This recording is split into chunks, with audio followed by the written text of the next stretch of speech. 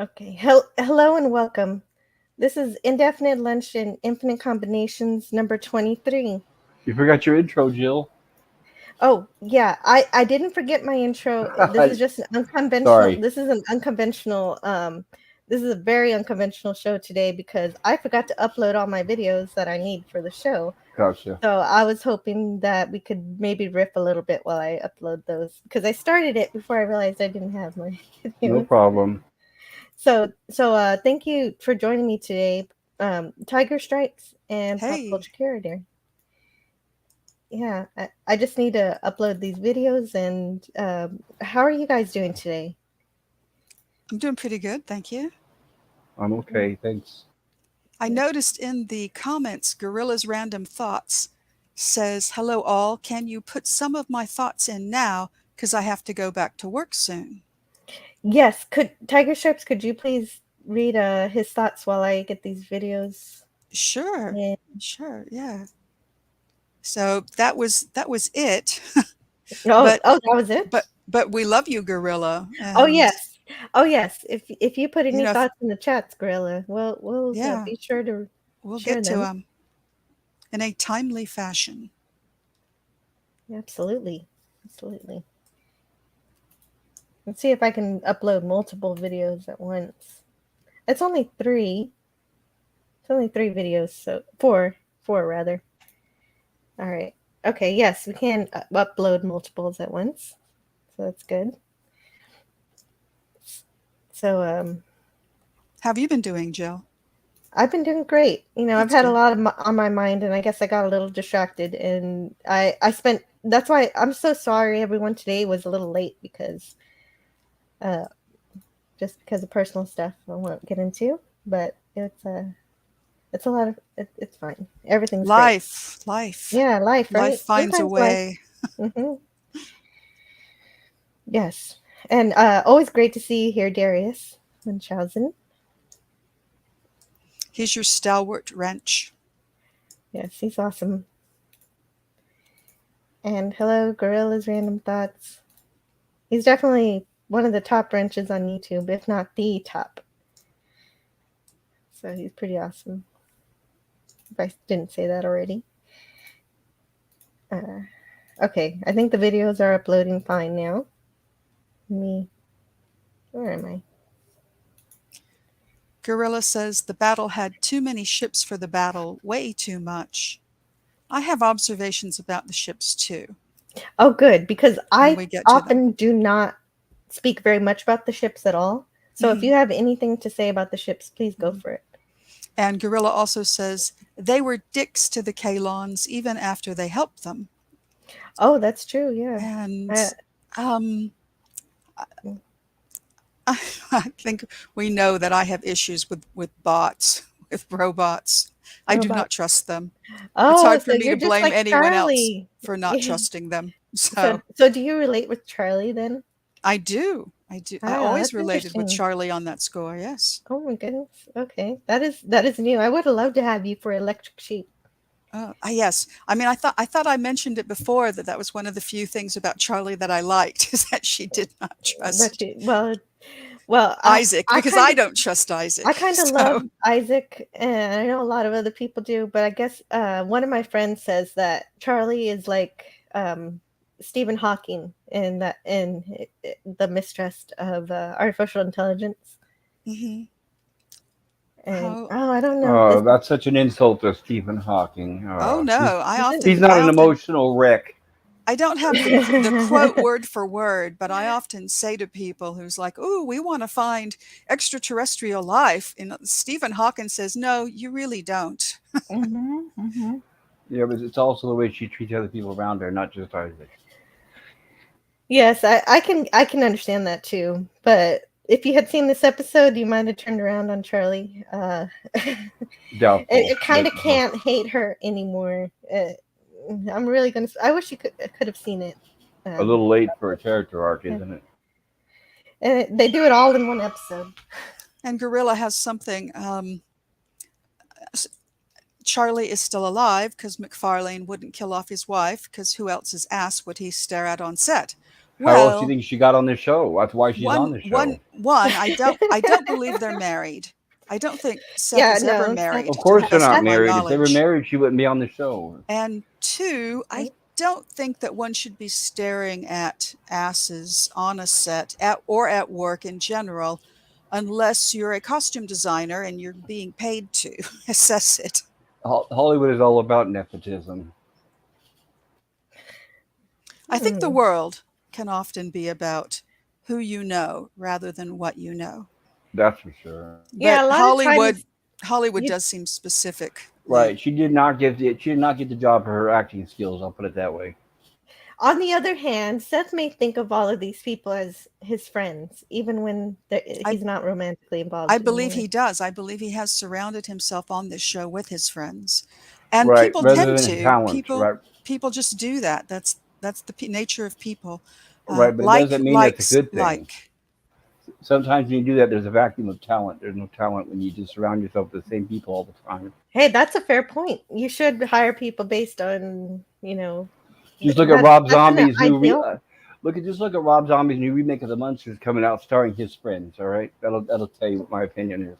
Exactly. In an ideal world, you'll hire the best actor for the role, and that doesn't always happen because of human nature. Gorilla's random thought says the battle had too many ships. Oh yeah, you read that one for me. Mhm. Hello, Tony Stark. Awesome to see you here. And hi to the Random Menace. This was the 4th episode I really liked. Yeah, Oh, yeah. good. That's why I was saying it should have been episode 4. Like Hello, everybody maybe in the 4 or chat. 5. Hello to Sir Jacob. And Gorilla's Random Thought says that weapon was badass, but where did it come from? Because they were expelled. Because they expelled their weapons maker. And I will get to that in the review. Thank you. Hello in the chat to Dalek451. He says, "Hi, Jill. You just started as I sat down to eat, so I can't come on. Well, if you do finish early on your dinner, Mhm. I hope you enjoy it. But I will probably still be on by the time Enjoy, you're done." Dalek. Hello, Raymond. King Dolphin with King Dolphin TV. And Gorilla says Trolley is still alive because McFarlane wouldn't kill her. Oh yeah, that's what you read. Yes. Thank you for reading that for me. Kind of set us off. Yeah, that worked. That was a very good one, Gorilla. Tony Stark says, "Sadly, I'm getting ready for work too, but tuning in." Oh, sorry, gotta work. And Gorilla says, "The fight between Kelly and that Krill lady would have been way better if they just." Okay, Please tell toxic. me, did If they Ed just started actually be a ripping man for in this episode? And Ed do some hand-to-hand combat for a change, or no? hand-to-hand combat with Yeah, Ed. Ed. I'm wondering if he's Did ever going to Ed? become a man in this show. Actually, No, no, no, but he did step up in another way as a man, no which I'll thanks. get to in the review. Okay. Um, Gorilla says you shouldn't, but we all know it happens all the time. And hail in the chat to Cardinal Sin. Hey, Cardinal how's it going? Sin. Oh, absolutely. Great to see you here. Did you see the episode, Cardinal Sin? It was pretty good, wasn't it? I've been waiting all season for an episode like this. And so now I have my videos ready, so I'll actually start the review. And oh, wait a minute. I'm missing one video. Just one that I really want. Okay, we'll keep vamping.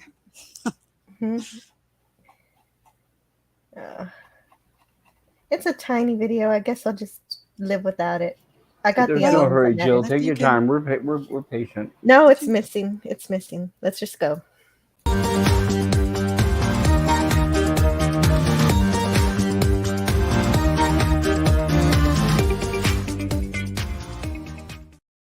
Okay. Hello again, and welcome again to Indefinite Lunch and Infinite Combinations number 23.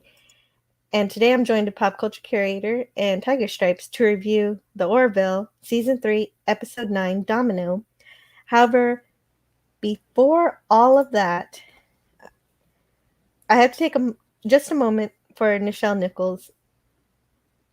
we just recently lost her, and I miss her already. And I'm sure that's a sentiment for all who loved her and all who loved Star Trek and what she did for um, when she was sharing her talent and her brilliance. And her graceful presence on the bridge commanded great respect and awe from me.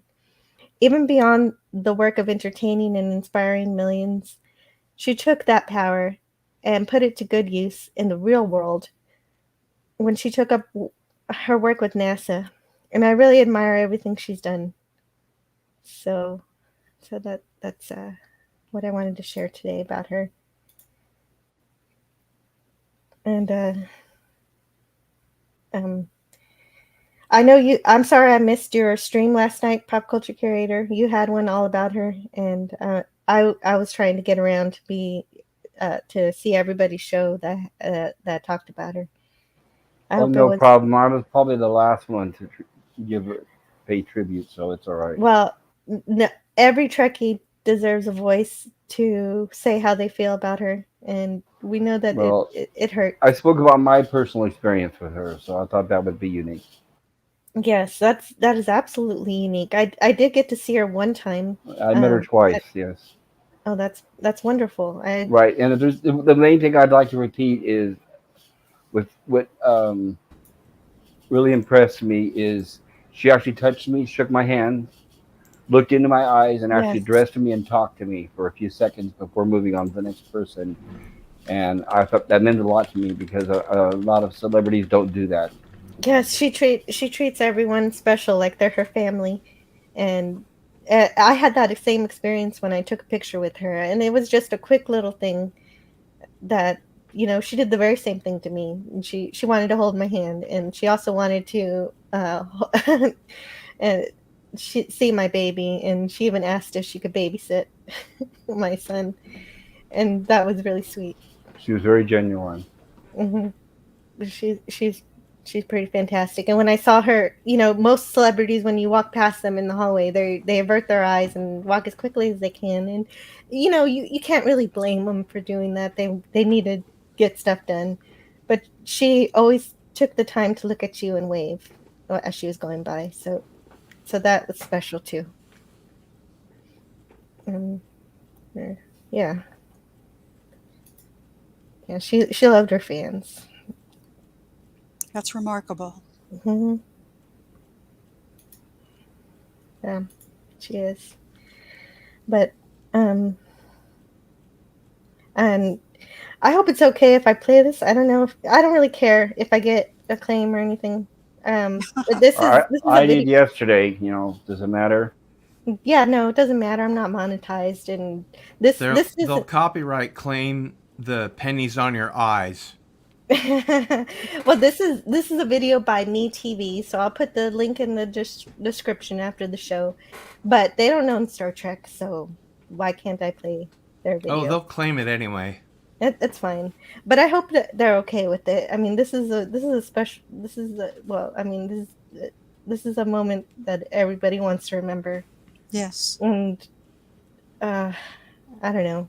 We had one Nichelle Nichols, and now she's gone. This is the time. Well, we want to remember her forever. And It's a tribute. I think that falls under fair use.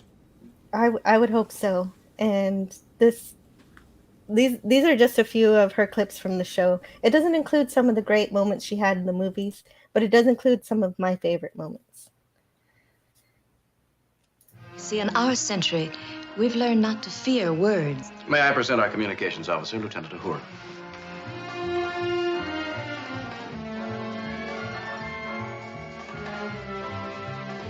Give me that. I'll protect you, fair maiden. Sorry, neither.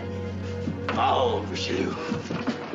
Oh, on the Starship Enterprise, there's someone who's in Satan's guise, whose devil ears and devil eyes could rip your heart from you.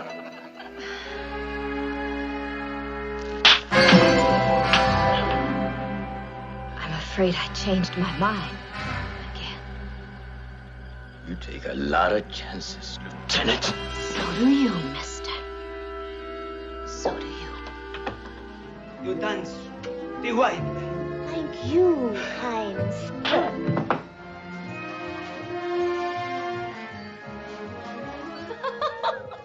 Oh, it's furry. Listen, it's furry. I'm thinking of all the times on the Enterprise when I was scared to death. And I would see you so busy at your command. And I would hear your voice from all parts of the ship. And my fears would fade. Mr. Spock, sometimes I think if I hear that word frequency once more, I'll cry.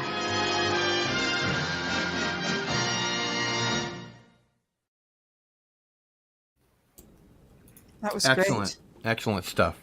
Yes, they're all wonderful. And They are. if I get claimed for it, she's worth getting claimed for on one video. I gotta say, personally, in one of the movies, it might have been Star Trek 4, Star Trek 5, when she's doing the fan dance and she's doing the come hither thing. She was older in that, and she was still seductive, really hot, and of course a brilliant singer. She was gorgeous her whole life. And Yeah. Dancer. I never put together before that whenever Uhura slaps someone, she uses her backhand. It's pretty impressive.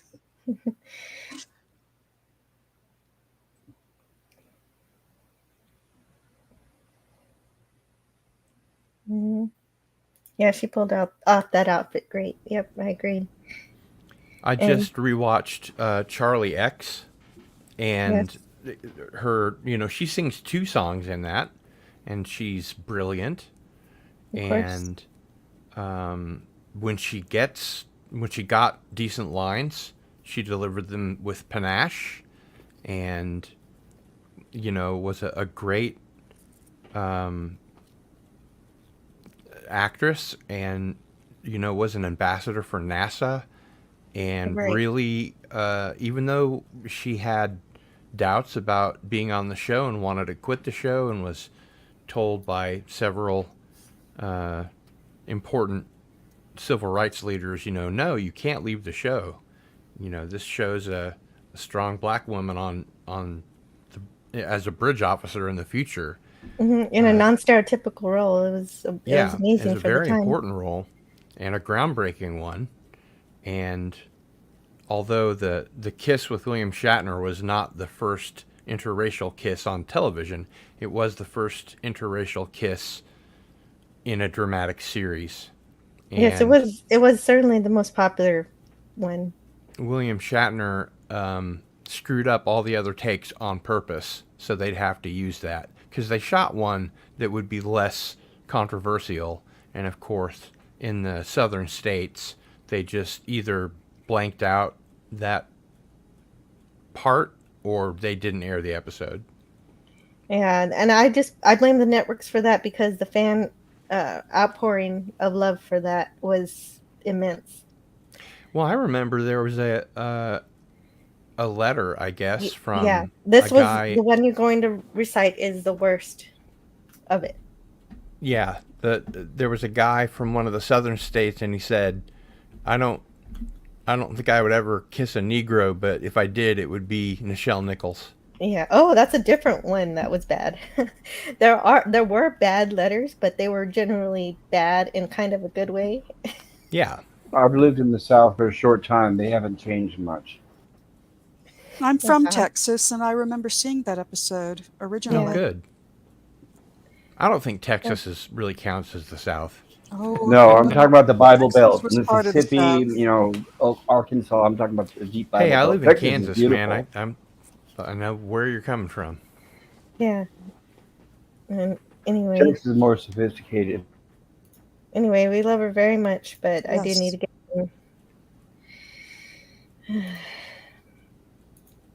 and I should probably have had a whole show. Well, I mean, that'll be my Friday show. I will talk more about her on Friday. This isn't over for me. I'm not done talking about her for sure. So Friday we'll have a segment too that I can go longer on because I need to get to my review today. And oh, Maggie says, what was her rank in the last TOS movie? Commander? I believe Commander. it was Lieutenant Commander. Yeah. Commander. Yes, she had been. Commander she had- Aurora. They dressed her as such. Mhm. Finally, what she should have been. Yeah. In That's Generations, good. Well, she wasn't Yeah. in no, Generations, right? we're talking about the TOS The movies. where They she were was all promoted. right. All the crew went pretty much from lieutenant to commander in the motion Mhm. picture, and Spock was the captain, Yeah, Spock became captain. You're right. and Mhm. Kirk went to admiral. But yeah, Scotty, Uhura, Chekhov, all of them went from lieutenant to commander. Although Nurse Trapple became a doctor in the very first movie. Yes, but she still worked under Dr. McCoy, right? Yeah, of course. I would Well, they too. had If I served aboard the Enterprise, I wouldn't. I don't care if they promote me. I'm staying there. They had a good working relationship, so. Mhm. So, thank you everybody for joining me today. We have reviewed all of the Orville from seasons 1 and 2, and now season 3 is coming close to the end. It's been quite a roller coaster ride this season, and I'm grateful for everyone tuning in. Today we have essentially have an episode that gives you a wonderful time, and I hope you enjoyed today's review. And I would like to remind everyone to make sure you also subscribe to Pop Culture Curator, Tiger Stripes, and Cardinal Sin, whose links I'll put in the description after the show. And would you guys like to tell me a little bit about your channels and what you have going on? Starting with Tiger Stripes. Very little. I'm still in the planning stages. Mm-hmm. Okay. Pop Culture Curator. Echo exactly what Tiger says. I have very little. My channel's going through baby steps. I've tried a few different things, and I don't know if they're popular. So Jill and I are going to try to review the animated series, I guess. We'll see what happens there. Maybe that'll boost my sub base. Yeah, we'll see. That sounds like fun. Oh, yeah. I love the animated series so much. Yeah, I want to review something that I enjoy. Yeah, I don't think anybody really has reviewed the animated series that I've seen on YouTube. Well, we might do it simultaneously. Her and I are going to review TOS on her channel, and simultaneously we'll do TAS on mine. Mm-hmm. And so, Cardinal Sin, what do you have going this week? I know Wednesday, I guess that's tomorrow, we have Into the Fringe, number 72 with Gary Ambrosia. And we're going to talk about Area 51, Rachel, Nevada, and UFOs. I understand Gary is claiming to have footage that he shot himself. I've seen it. It's amazing. Oh, that's exciting. Gary, awesome. Cardinal Sin, may I ask, are you familiar with the channel Secure Team 10? Sorry. So, Secure Team 10, sure, of course. Okay. All right. I was just going to say, because they have a lot of fascinating info about UFOs in general, but also Area 51, Bob Lazar, and all that. Yeah, I actually subscribed to Secure Team 10 for quite a while, and then Tyler, I think, he kind of disappeared for a year. Went to jail for DUI, and then he came back on for a while, and then he left again for a while, and I kind of unsubscribed, so I don't really know what's going on with him recently, but he is not very discriminating, in my opinion. He's kind of a wide-eyed believer, and although I'm also a believer, I'm a skeptical believer. I'm an experiencer, but I'm still skeptical. Same here. I've seen a UFO with my own eyes, but I'm still skeptical when I hear stories. And I've seen much more than that. But I just saw a TR-3B. That's my only claim to fame. Yeah. I'm extraordinarily skeptical. Yes. That's the way to be. That's exactly the way to be, is skeptical. Don't be a sucker. But I will tell you this, and I don't mean to plug my channel overly much, but when Albert Rosales is on and we're talking about cases that he's, gotten from witnesses, people that, talk to him, and he translates them into English and things like that.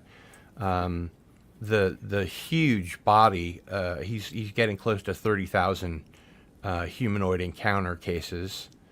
When you read them, especially out loud, it's very difficult to say, "Oh, this is all BS." Nobody saw anything. They're very compelling stories. Well, the only thing that makes everything difficult is we get so much misinformation from the government, and that's why so many people are confused. Oh yeah, I understand that. You mix in a little nonsense with the truth and disseminate it as disinformation. It works really well. Very effective, yeah. Thank you, NASA. I'm looking at you. Darius says, I never saw a UFO craft, but I saw that red zigzag of light over Texas. The one that was recent? Oh. You should check out the video of the spiral. There was a recent account of a guy who was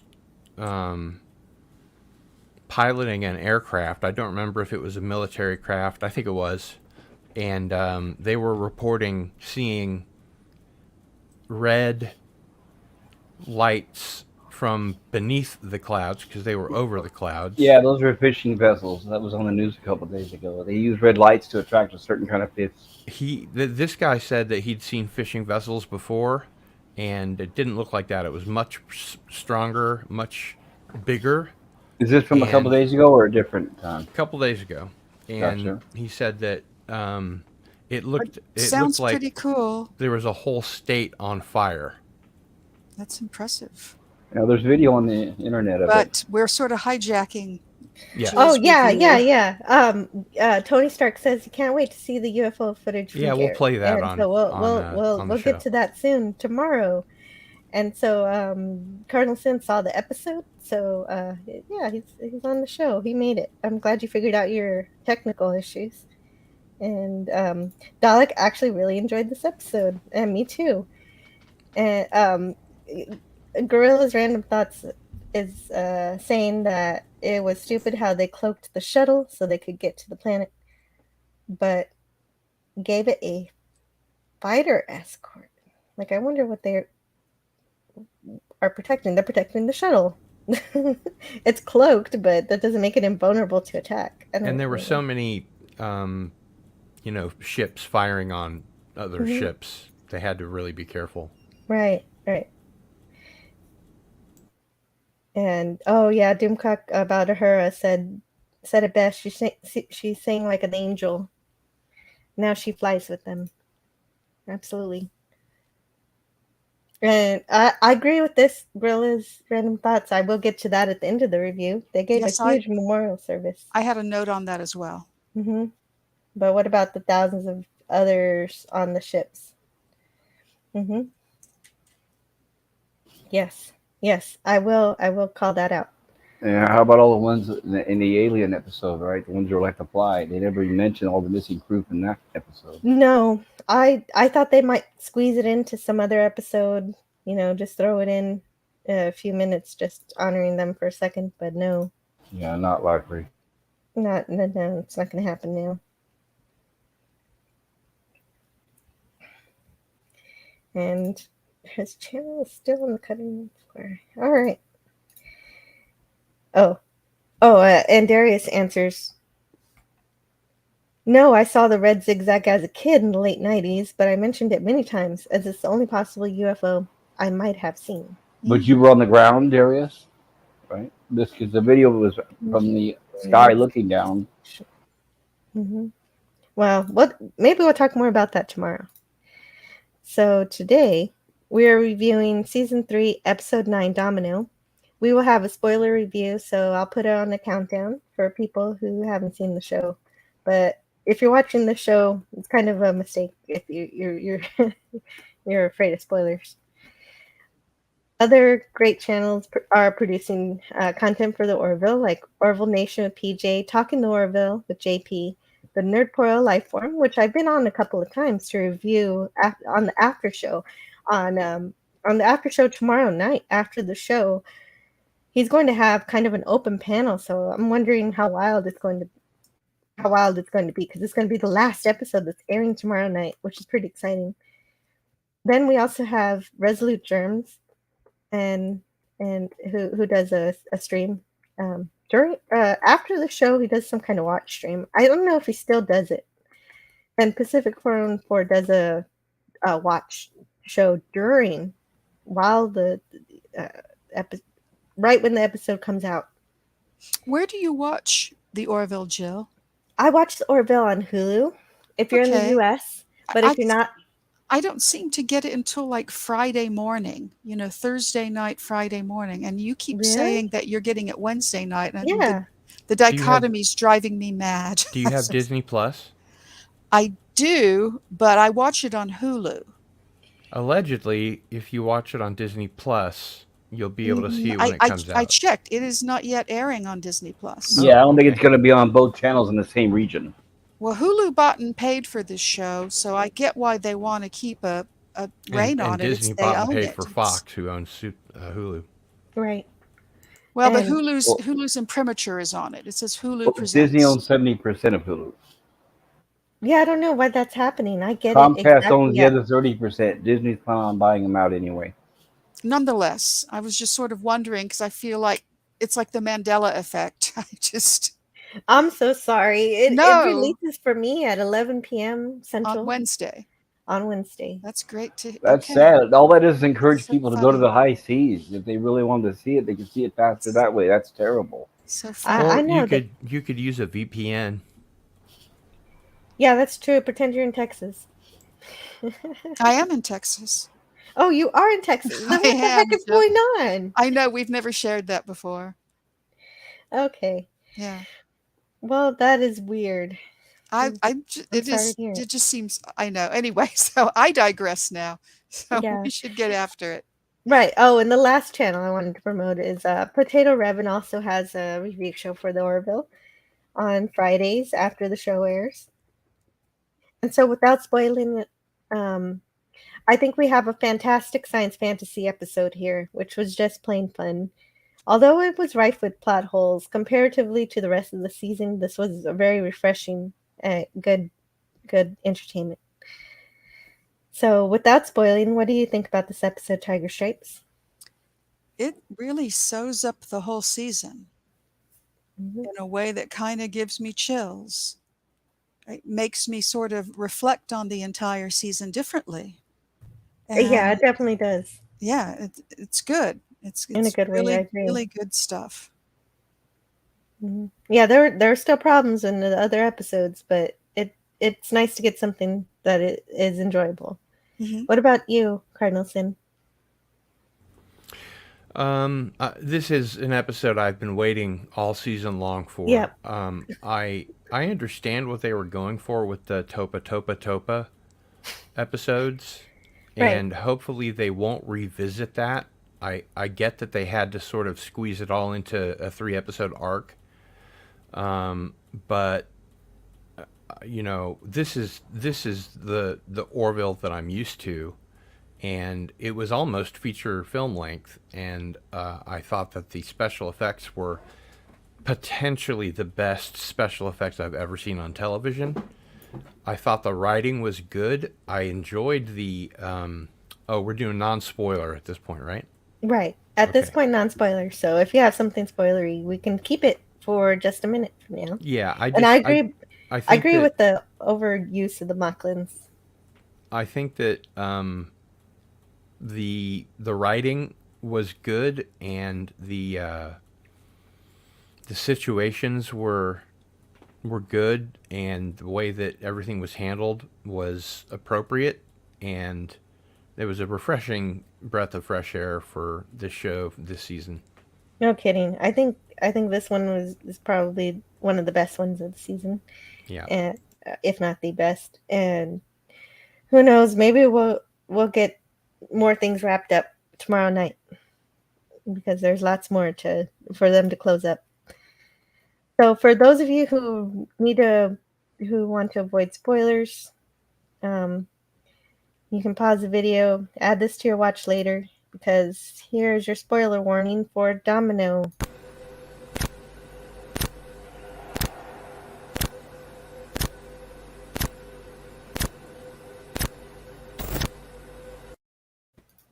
That's a really cool effect.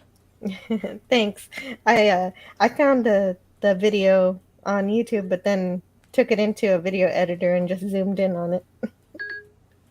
So I'm glad you like that. And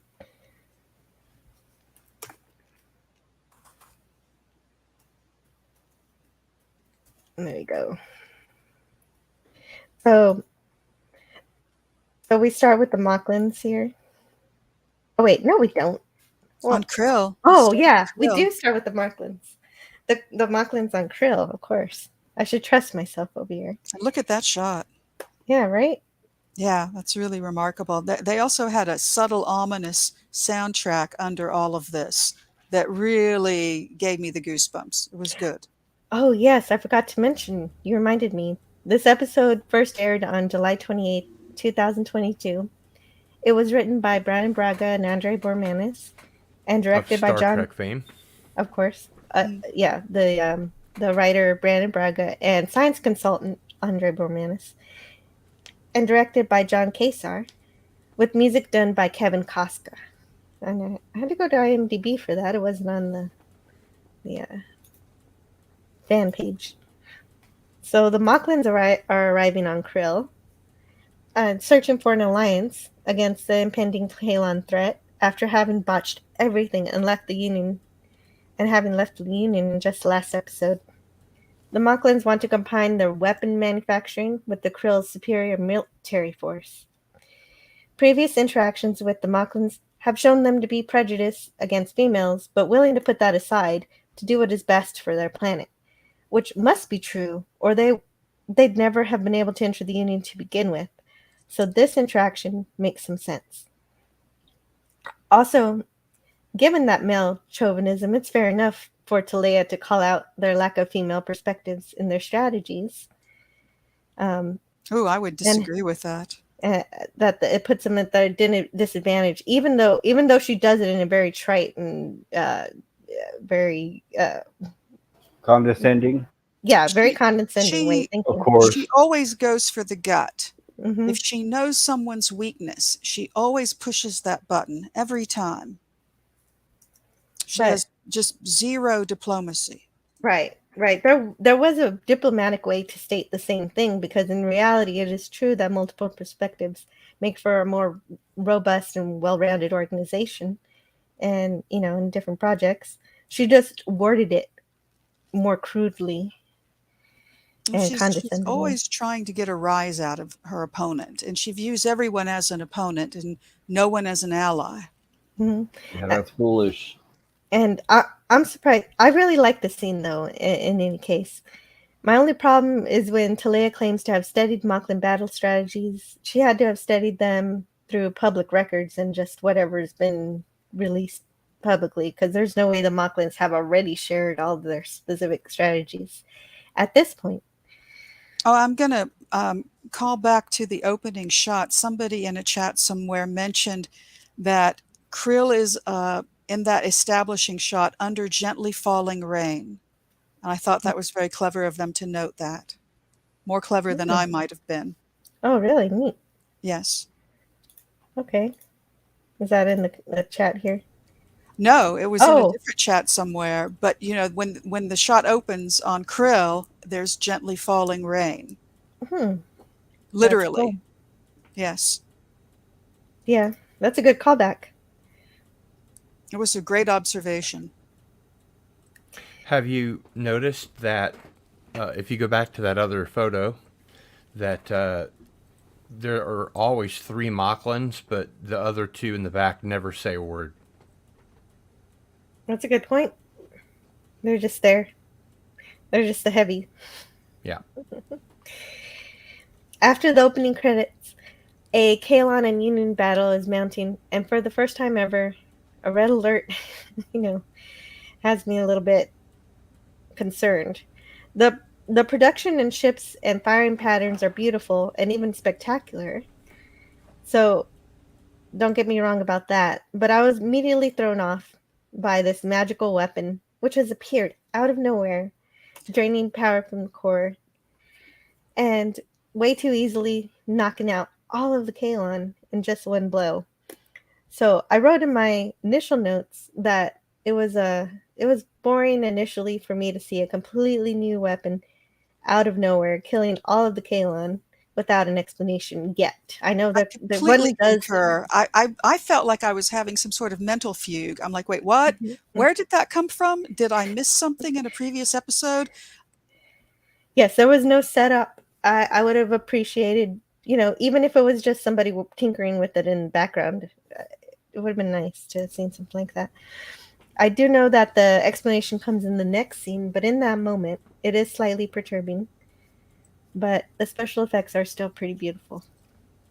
It was a long enough episode that they could have done a little bit of introduction to this weapon and, showed them working on it and how Charlie's four-dimensional thinking helped put it together.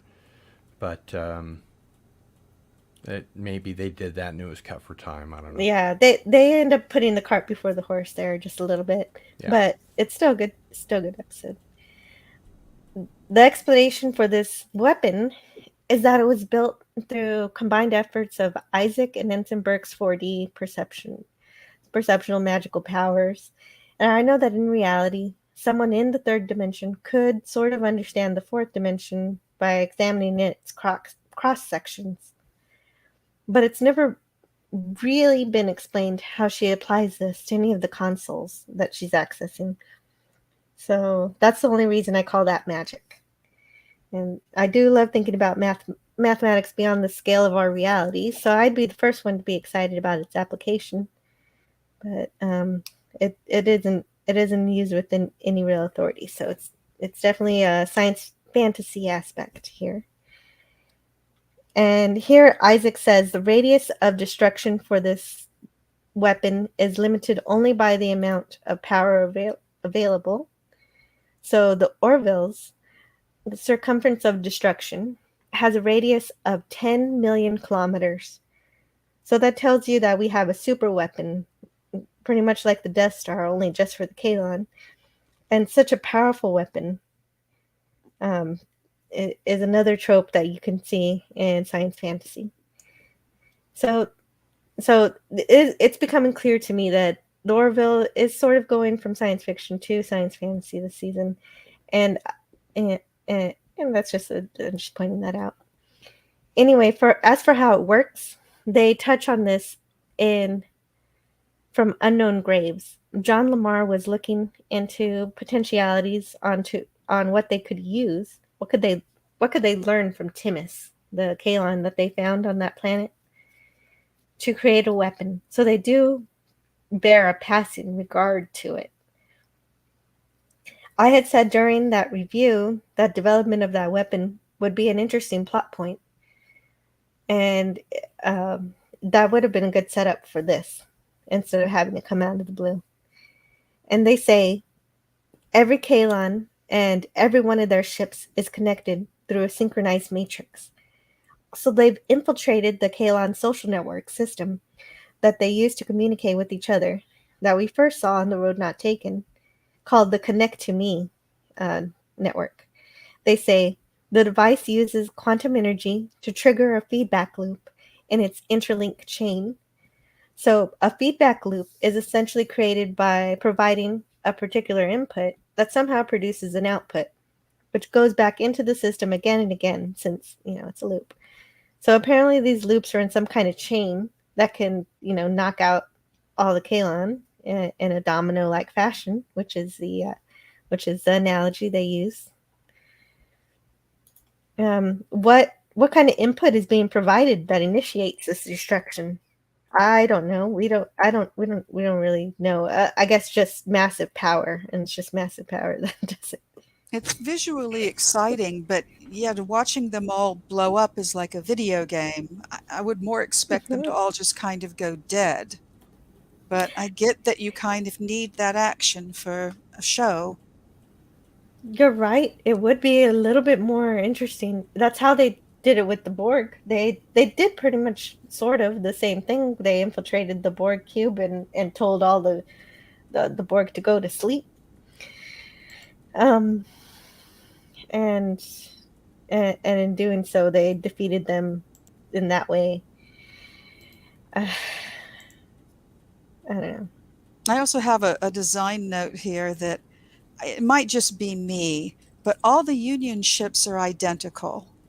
And in the original Hmm. series Star Trek, all of the ships were all different. And I Right, they had kind different classes of ships, yes, right? I miss that. I get that it saves money undoubtedly on the CGI and design and everything. Now, when all the Kalon ships show up and they're all identical, I've got no issue with that. Hmm. Yes. Oh, I They also made a note that when the extra Kalon ships showed up, there were 42 of them. So that's a shout out to hitchhikers. Oh, good Oh, catch. nice. Thanks. Anytime I hear 42, my antenna go up. So Yeah. I love that you mentioned that.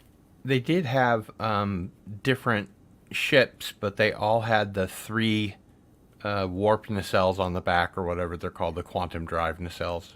Essentially, they have three different ships. They have the science ships, which only have two of those nacelle thingies, and then you have the mid-sized cruiser like the Orville, and then you have a heavy cruiser, which is just bigger, Yeah. and the science vessel is smaller than the Orville. So I don't know of any other ships. If anybody knows, I guess they have some freighters or something. So that's a good point. Thank you, Triker Strikes. well, I can even explain it away. You know, Star Trek was about exploration, so it makes sense that all the ships are different. Yes, And and the in this Orville is case, it's, you know, space travel's well established, so it's like all the jets looking alike today. They did have a transport vessel, and they also, of course, have the shuttle. right. The shuttles, yes, yes. The shuttles and the pterodons. And So by the those, way, while we're on this frame, um, hasn't that planetary union symbol always been blue before instead of purple or violet? yeah, it does look different, doesn't it? Yeah. I don't know. That's a good point too. And anyhow, uh, hmm. Then okay, so Isaac here is explaining that he's not affected by this domino effect because he's not connected to the synchronization matrix. Therefore, all the Kalon have to do is figure this out. Then they can retool their network to work completely differently to how Timus was hooked up, and the Orville weapon could be useless. But this eventually has not this doesn't manifest in this episode. Either that or there is another option that the Kalon could do as well. They could also this is a crazy thing, but I thought about they could go back home, disconnect themselves from their network, their social network, and learn how to communicate as individuals. And that would be outrageously interesting. But it's unlikely that something like that's going to happen given their robotic nature to want to be connected. And so maybe that's something that might come up in some way in the future. So Admiral Perry suggests the construction of a quantum core that could destroy all of the Kalons. But Ed Mercer rightly points out that that would be genocide. So I'm glad that this episode took this turn of considering thoughtfully the wholesale slaughter of sentient machines. They cite Timus as an example that Kalon could evolve past their programming. Admiral Perry says that that just proves cyberneticists could change them.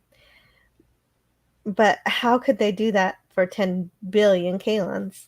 Which at first seems like a valid point, but as we'll see in this episode, you do not have to convince all of them, just Kalon primary.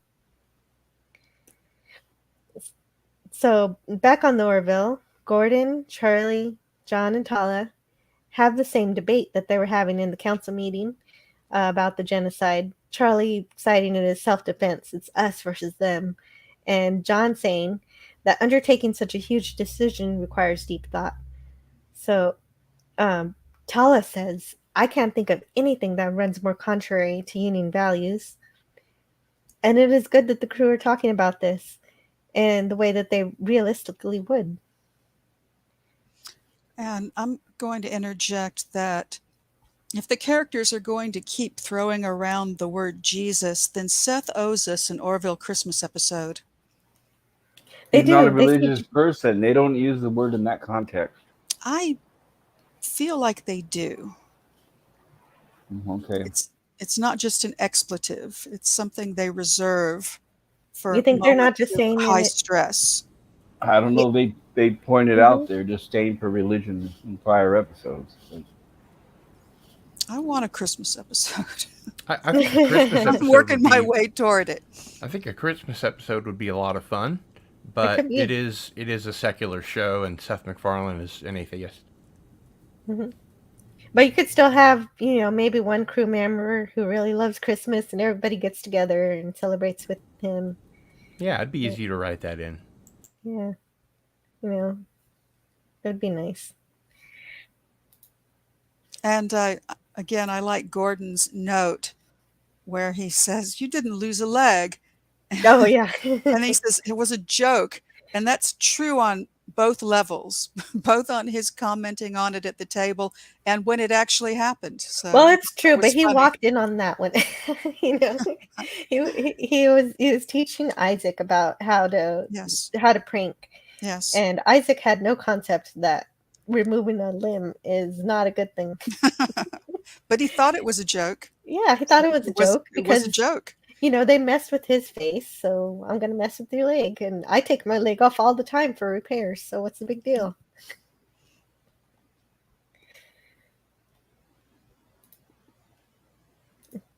Oh, so hello in the chat to Susan Dolan. Hey, It's really Susan great. Dolan. And also hello to Atheist for the Cause. And Dalek and Lenrod. Oh yeah, Dalek is here. Lenrod. Hello, guys. The ships are not all identical, but yeah, they don't have much variety. Yes, correct, Dalek. And yeah, Star Trek had a ton of ship classes and designs for different purposes, and Tiger Stripes had the perfect point that Star Trek was about exploration, so they had many different type of ships. And the Orville is more homey. You're always not very far away from Earth so far. And hello in the chat to Lenrod. And Susan Dolan says the difference between Orville ships and original Star Trek ships is Roddenberry used to scale-sized models, not CGI, which essentially didn't exist in the mid-60s. But the Orville does try. They do try often to use models where they can. They marry models with CGI. But I did notice a lot more CGI than model work this season. But Dalek says, but thinking on it now, what he says about committing genocide is almost reminiscent of Tom Baker's speech in Genesis of the Daleks. But it doesn't have the profundity of that scene from Genesis of the Daleks. I'd have to see it, but I'll take your word for that. Well, Dalek would know. Yeah, Dalek would know. Mm-hmm. Atheist says, in the world of the Orville, the ship classes are exploration classes A and B, cruiser class, science class, fighter class, transport class, and Leviathan class. Wow. Nice. Yeah, that is wonderful. Thank you so much for Very referencing helpful. that book. I should be referencing that book. I actually have it, but I thought it was, I didn't think to look in it. Thank you so much for that reference. Is that considered canon? Yes, I believe so, because the person who collected the information on this book consulted people who actually work on the show, and Gotcha. and I think I'm not too sure. It's the only book we have, so I have to love it. Atheist for the Cause says those are S1 ship classes. Season 1. Oh, S1 season 1. Sorry. Yes, because the book is from season 1. I should have realized that book is still useful even after all this time.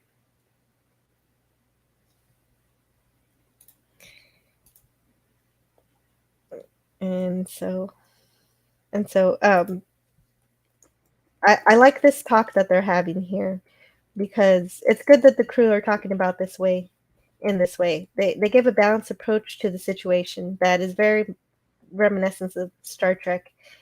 Instead of destroying all of the Kaylon, they what the council finally decides is that they're just going to show them how powerful it is and how the Union is ready to use it.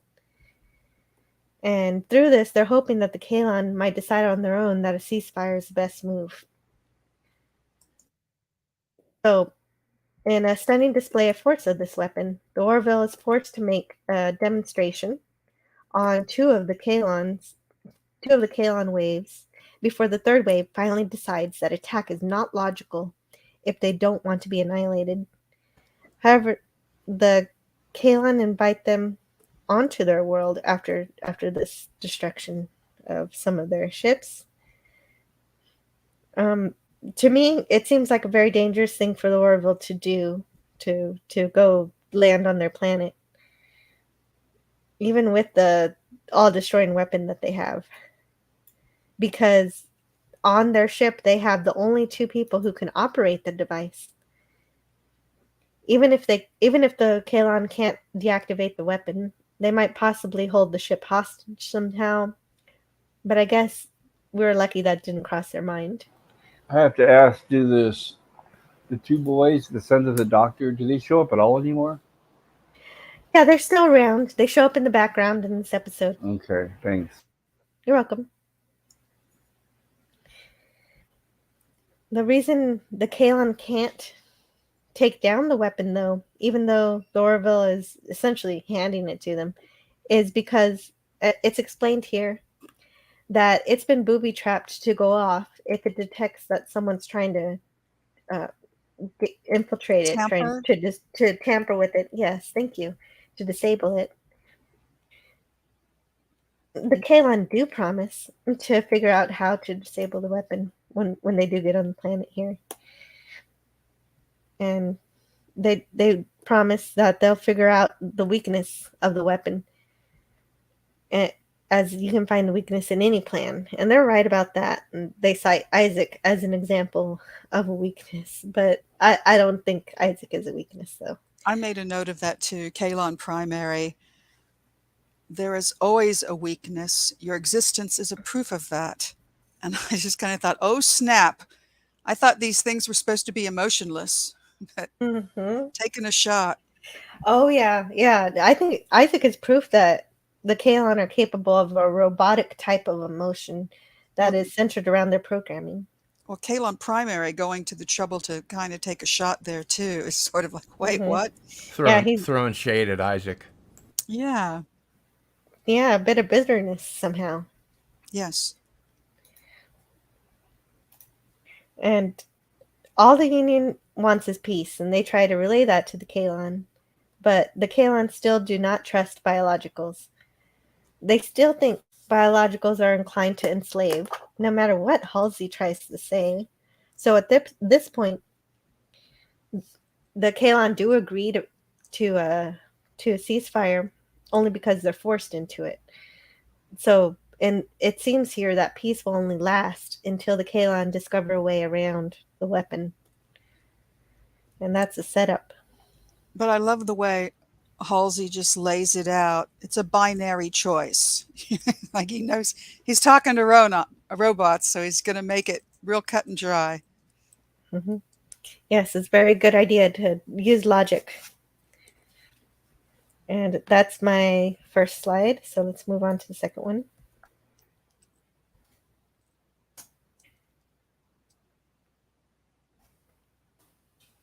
And here we cut to the cabin scene. So this scene is what happens when they believe that the war is over, that they got peace with the Kaylon, so everything's going to be hunky dory now. So they're kind of celebrating. and and and of course they celebrate here in Kelly's father's cabin, and I'm sure Pop Culture Curator is glad to have not heard Gordon and Charlie singing. Oh, I really loved it. I Uh, love singing. yeah. He's great. The guy that plays Gordon is amazing. But the lyrics do kind of, yeah, he is. He's actually a real singer, and you can find his work on YouTube somewhere. I should put the link in the description after this. Oh, to his channel. And the lyrics do say something about living, or I want to live, or something like that. So it's actually kind of Uplifting. uplifting, and also foreshadowing. Yeah, that song was new to me, and I kind of recognized that it had to be Simon and Garfunkel just from the harmonies, and it turned out it was. So Huh, that's incredible. You knew their sound. that's so distinctive.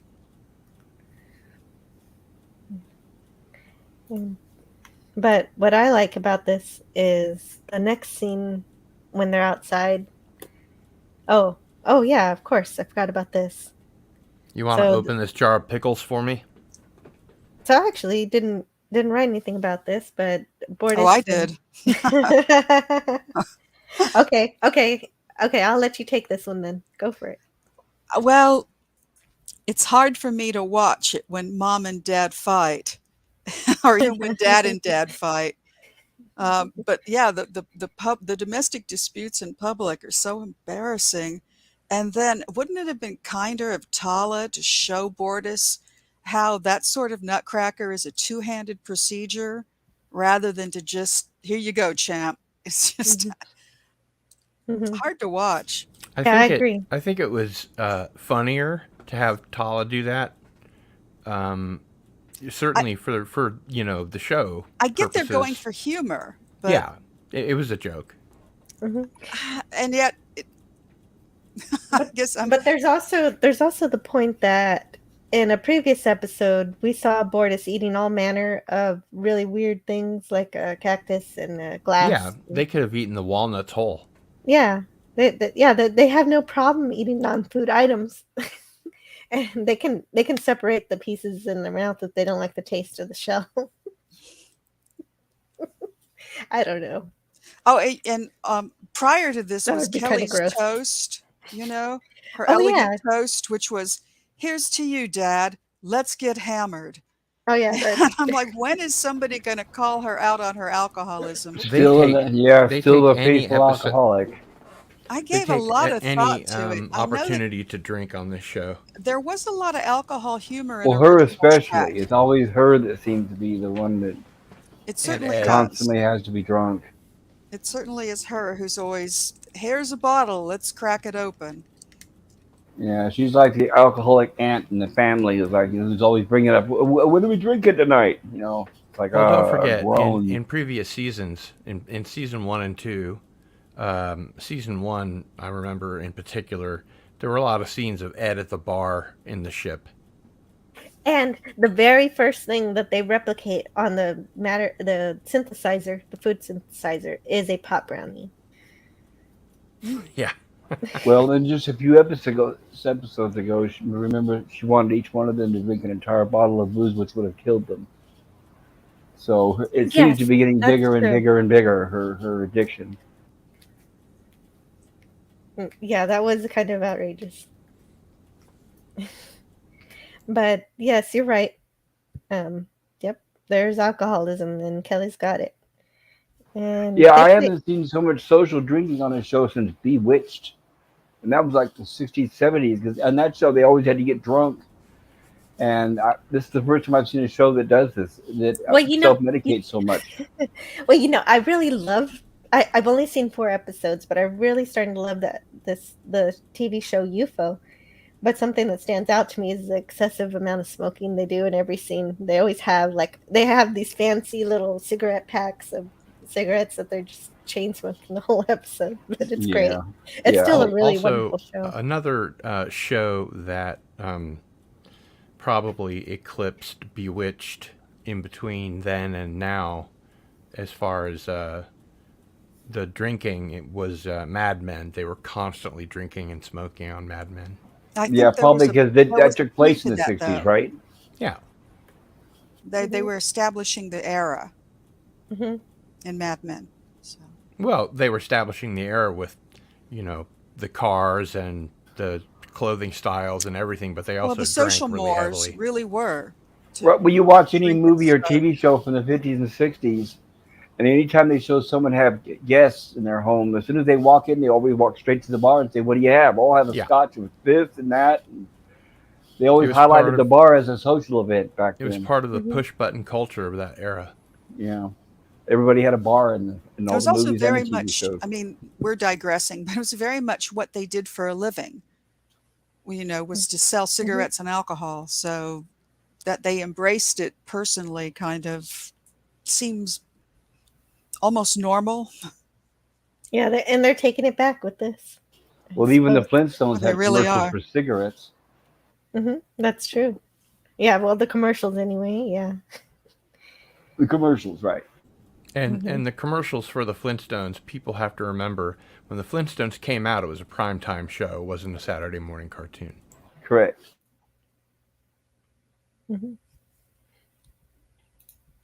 And let me check on the chat here. So Lenrod says the GUI didn't even exist in the 60s. Yeah, the graphical user interface. Yeah. We didn't have the L cars until next gen. I think that's what he's talking about. I have no idea. Atheist says, I thought they missed an opportunity to explore out past Krill space. Yeah, me too. They did that for one episode. Instead, they just went back to fighting the Krill. Right? I guess they were just scared. They're just like, okay, that sucked. Let's not do that again. But just don't go to that particular area. But I guess, oh well. Maybe for season 4, if we get one. Dalek451 says, I couldn't recommend that story more, Jill. Greatest Doctor Who story of all time. Yeah, I know. Absolutely correct. Whenever somebody asks me, where should I start in Doctor Who, I always say Genesis of the Daleks. It's the best episode, the best Doctor, the best writers, the best era. I couldn't agree more. Yeah, I tried to watch your review, Dalek, when you did it, but YouTube kept taking you down. You got to do screenshots instead of stepping through a video. Anyway, I really hope you do another review one day. Hello, and oh wait, I already said hello to Tony. I meant to say hello to Linrod. I don't know. I guess I said hello to him earlier, didn't Linrod. So it seems like a terrible idea to have a weapon only operable by 2 specific people. Thank you very much. That is a very important and special point. If in fact that was the truth, they could have been bluffing. That sounds like Discovery with their mycelial drive that can only be controlled by 1 or 2 people.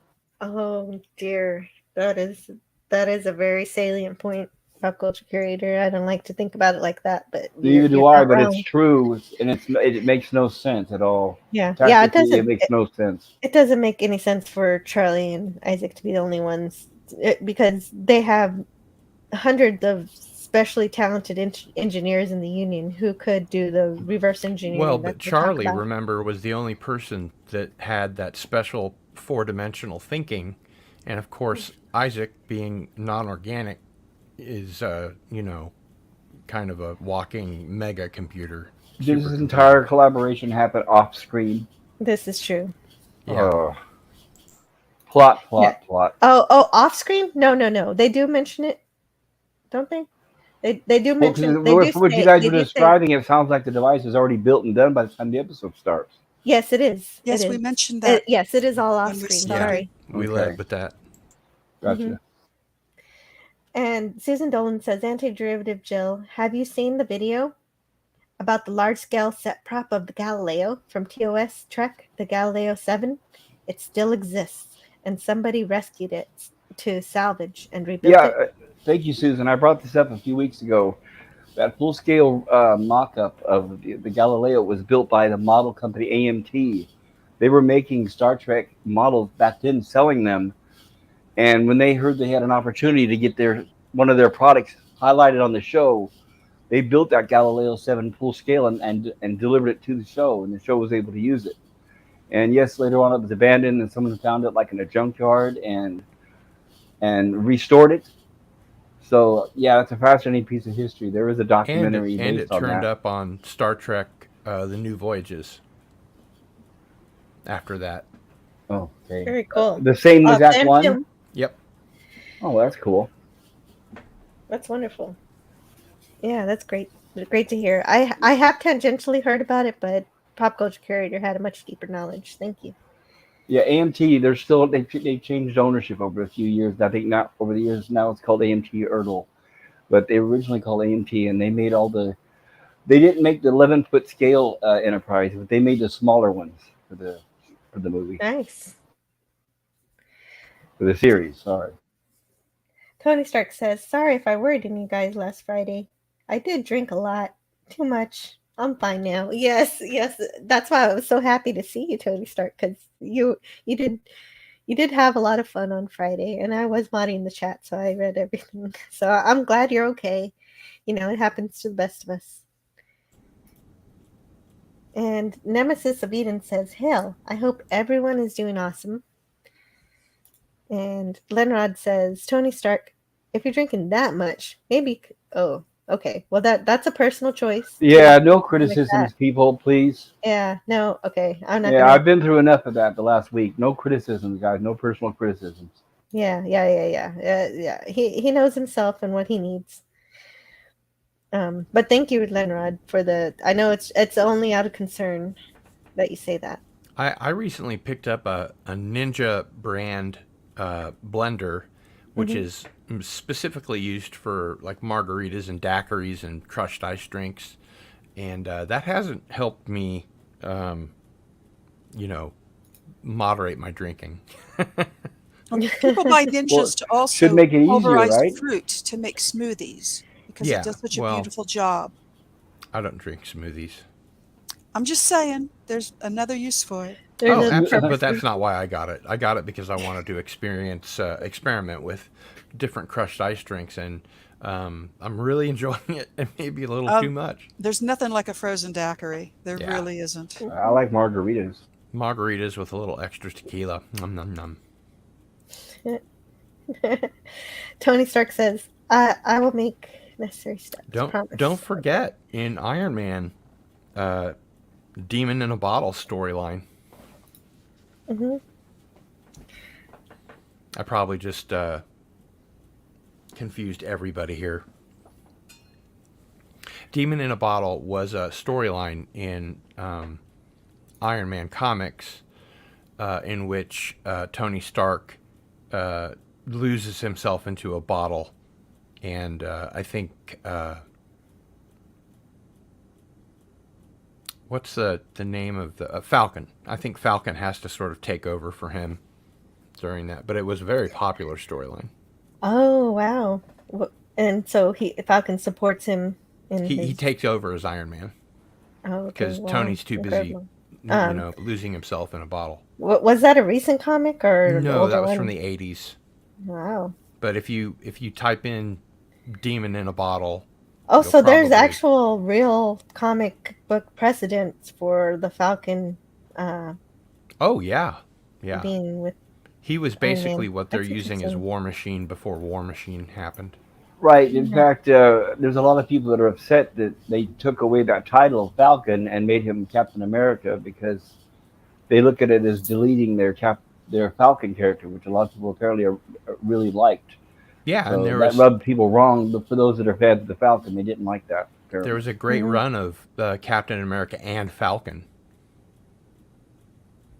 Wow. Okay, cool. Yeah, one of these days I'll read all the millions of comics that I never touched ever before. But it's a lot. Well, they don't make more. You'd have to find them used. Yeah, I know. Well, I know. online. I have my ways. Yeah. Yeah. There you go. Tony Stark says, from an engineering standpoint, the more advanced a machine is, the more potential points of failure. It's why the Death Star popped. It's why the weapon will have a weakness. Agreed. Well, there's a weakness in everything. I mean, right. Well, all a we have to do is bicycle. disable the only two people that can operate the weapon. That's easy than having to contend with the weapon itself. Just stop the two people that can control it. A bicycle has a Right. chain that can fail. It's got a kickstand that can fail. It's got brake lines that can be cut, which actually work into this story kind of in a way. But even a machine that's not terribly advanced with lots of moving parts has weak spots that can be exploited. Yep, agreed. Lenrod says, that scene makes me unhappy. For a moment, it seemed like Gordon was going to get a girl. And then the episode. Nope, not going to happen. He should have gotten the Goyle. Yeah, I love the way Lenrod spelled it. Maybe at the very end of episode 10, they'll suddenly show him getting married, like a recap or something. But There is no episode 10. That was the finale, right? No, you Episode would 10. think that. They held back on disclosing I it. thought I heard that earlier. I'm so pleased that there's going to be an episode 10. Yeah, no, you'd think that this is the last episode. However, would. there is one more tomorrow One night. more. I really wanted Sympathy for the Devil to be an episode. I'm glad they put it out as a comic, but I sure hope they get around to it. It's a novel. It's a Novel. novella. Yeah. I bought it, but I haven't read it yet. I plan on reading it and doing a review on my Friday show for it. Cool. Did you get it on Amazon? Yeah, on Kindle. Oh, cool. Hakeem says, hello, Hakeem. And Dalek451 says, sadly, I'm not a fan of Gordon and Charlie singing. That's understandable. And Nemesis of Eden says lip syncing was pretty bad. Atheist for the Cause says, I love SNG's Simon song. and Garfunkel's. Yeah. Sound of Silence. Disturbed did an amazing remake of it as well. So did the Dickies. Dickies did the Sound of Silence. Sound of Silence. I gotta go check that out. I the have original things. Yeah, they did But that really early on. I have a common interest in punk rock with Cardinal Sin, so I will check it out. I love the. I never really saw the Dickies, and then I saw them randomly. I went to during my honeymoon. I went to see the Vandals, and the Dickies just showed up out of nowhere. It was crazy. It's like these punk bands in California. They just show up to each other's shows randomly, even when they're not on the ticket. It's pretty cool. Yeah. The Dickies actually played here in Lawrence, and I got a bunch of my friends together and went to go see them and got autographs and group photos and everything. They're so cool. Yeah, I promise you'll see the Vandals one of these days. They're still hopping around. Warren I love that one. I'm trying to stay on point, so I'm just gonna. I love that one DVD yes, that we were talking about. I'm just saying. You told me, at the start. I had an eardrum blown out at a Dickies concert back in the day. So. Oh wow. Yes.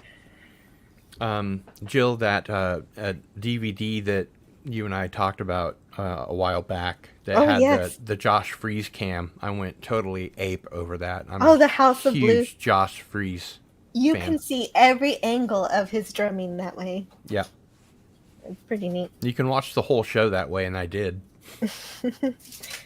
Oh yeah, I didn't do that, and I did check it out. So anyway, to get us back on track, Lenrod says they're Mocklins. They should have had a joke about eating them whole. Yeah, right. We did mention that. Very good. Good observation. Absolutely. Atheist for the Cause says, don't they say Ed had an alcoholism problem after the divorce? You know what? I don't remember that. You might be talking about the time that they were kidnapped by the Caliban and put in the zoo. They might have talked about it then. I don't know. You might be right. Lenrod says, lots of drinking, but not so much getting drunk. It wasn't abnormal to be sipping a fine brandy all day. And yeah, that reminds me of the drinking in UFO. They have a ton of smoking. They're addicted to the cigarettes, but the drinking, they do very mildly. They barely drink. Yeah, it's interesting because Gary Anderson went from UFO to Space 1999, and there's no drinking or smoking in that. So I guess it really changed overnight, pretty much. Well, UFO is more of a grown-up show, I think, And from what I think learned. that might have had something to do with the lead actors. Martin Landau and Barbara Bain might have said, that's not good for us. We're not going to... Very likely. It's possible they didn't smoke. But I don't know for sure if they did. Yeah. Alex says, funny you should mention smoking in UFO. You got a lot of smoking in Jerry Anderson shows. Yeah. But they're conservative with the drinking. They have a bar, like they have a cool little self-serve little, it's like a vending machine Fountain. like a soft serve, like you get for soda, but for alcohol. It's kind of cool. But they don't get wasted or hammered. Leonard said, I can't stand alcohol. It tastes awful to me. Well, yeah, same here. It's My an body- acquired vice. My body decided it didn't like it anymore. Nobody likes it the first time. I'm a lightweight. My last margarita was 10 years ago. No, I drank for 15 years, but then all of a sudden my body was like, what are you doing? Stop. Oh, good. Okay. Good. That's great. Yeah, this is not like I want to, but it's just... because considering how difficult it is of a habit for people to break, that's wonderful, Jill. Yeah, wonderful wonderful. Yeah, agree. I guess I just got lucky.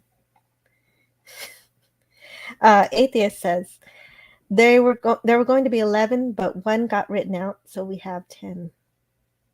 Oh, I don't even know what's that? Does anyone know what that's? The episodes of the Orville? Oh, right. Yes, because the reason they didn't have Sympathy for a Devil as the actual episode was because of COVID shooting schedules and not being able to get to it. And Cardinal Sin is sharing a picture. Let's see what that is. Boy, did they have a lot of drinks. Oh, Mad Men. Okay. Yeah. Okay, gotcha. And Tony Stark has to clock in at work, so we'll see you. Tony. We'll see Bye, you later. Tony. Bye, Tony. We'll see you next time. Iron Man out. I hope to hear from you soon. Don't work too hard, bud, said Lenrod. And Darius Jillian mentioned is a punk rocker. Jillian is a punk rocker. Jillian is a punk rocker now.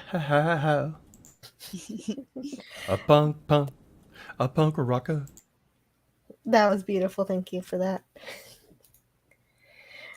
Susan Dolan said Tony Stark had pink champagne. Yeah, that stuff is awful. They make champagne Bad from pink champagne, not had pink champagne.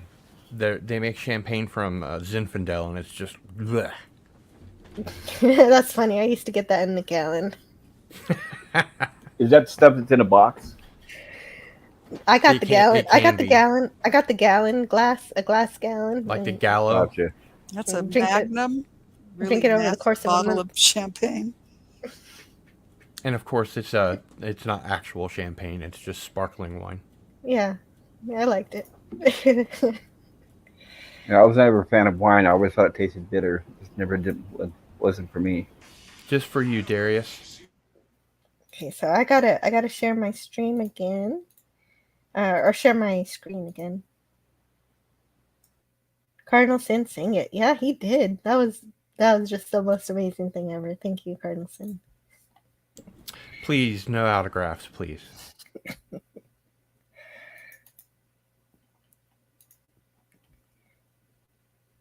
Okay, so did that work? Yeah, it did. It did. Yay. Okay. So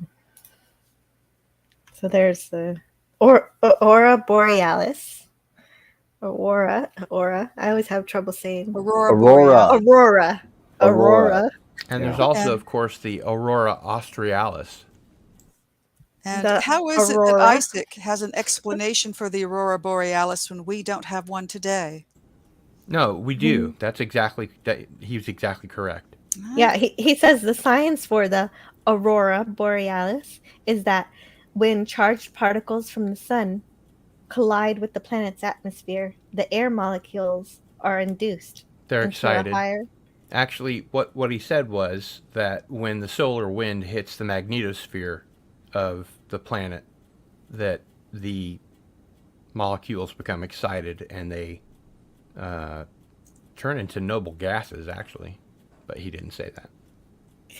No, but it was a very good alternate explanation that It was is nice exactly and correct. to have science on a TV show for a change that's real.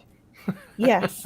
Yes, and the Orville used to do that in spades. I would be in season 1 and 2, I would be looking through actual scientific documents trying to make heads or tails of them so I could discuss the actual science that was in the episode. It was a truly despite all of the random, jokes, it was a truly maybe not hard science fiction, but it cared about the science. In this case, they must have been at a very high latitude. Either that or the magnetosphere flipped, as it often does every 350,000 years or 600,000 years. That's a good point. We do not know where Kelly's dad's. This kind of Aurora Borealis you would really only see above the Arctic Circle. Yeah, this could be Alaska. We don't know for sure. So this took place on Earth? Yes. Gotcha. And this was a nice little scene anyway. And Isaac also uses his laser pointer here to point out the constellation. Yeah, the kids are there. They were playing ball a little bit earlier. That laser coming from this finger reminds me of the little grandmother. Except she had a string for a kite. Mm-hmm. One thing that didn't occur to me until just now is that the storylines about the doctor's two kids have totally taken a backseat because of all the Topa stuff. Yeah, if you guys go back and count, I think you'll find there's definitely more than 3 episodes centered around Topa. If you count all of them over the 3 seasons, yeah, there's definitely way more than that. These were 3 in a row, and oh yeah, I agree. I'm not arguing that. I'm just saying, super topical. In my opinion, I was already Topa'd out even before this season. Yeah. But I do kind of like how they're integrating Topa into the family events that Claire is having with her kids, and so she's being welcomed, and there's kind of a camaraderie there. It's kind of a nice thing. Well, I do miss her kids having larger roles. Mm-hmm. Yeah, they proved this season. Even her role was severely diminished in this season. She used to have a lot more screen time. It was pretty big at first, so she did have about half the season. I don't know. And Ed talks to Charlie on the porch. She tells him that they should have used the weapon to commit genocide because the Kaylon could still find a weakness in the weapon, which would make it useless and spell destruction for humanity. And in a way, she has a point, but I love that this episode goes the Star Trek route of trying for peace. This plays in perfectly with the next scene at the Planetary Union, where the weapons are stolen from sublevel 32, which many people have said, the first being my friend Mark D with the C, the first that I heard anyway. I'm sure there were lots of people who saw this as a little Easter egg reference to Section 31, which I agree. The theft is completed with very little fuss or fanfare, only a little stunning here and there. Maybe they're killing, I don't know for sure. And they make out in an Orville shuttle. I think more than a Section 31, this kind of was a callback to Red Squad. Red Squad? Really? You think so? More than Section 31. Right. That last screenshot that you had was the people that were stealing it for Admiral. Okay, so you're talking Perry. about Deep Space Nine, Red Squad, the ones Red Squad was in TNG. They were in TNG too. Mm-hmm. I was thinking Wesley about was their in TNG. Oh right, okay. trying to think of the specific time that they sabotaged. Tom Paris was a member of Red Squad in TNG. Oh right. They tried to do that special little. They were practicing a special maneuver that was banned that they weren't supposed to be doing, and somebody lost their life. Star. Yeah, it was spectacular, and they wanted to show off, but somebody lost their life for it, and Wesley lied, and people died. Yeah, that's a good callback. Thank you, Cardinalson. That could be. Quit hiding pop culture curator under Darius's comment. Oh, I'm sorry. I don't know what to do about that. Let's see. What can I do? It's all right. I'm just listening.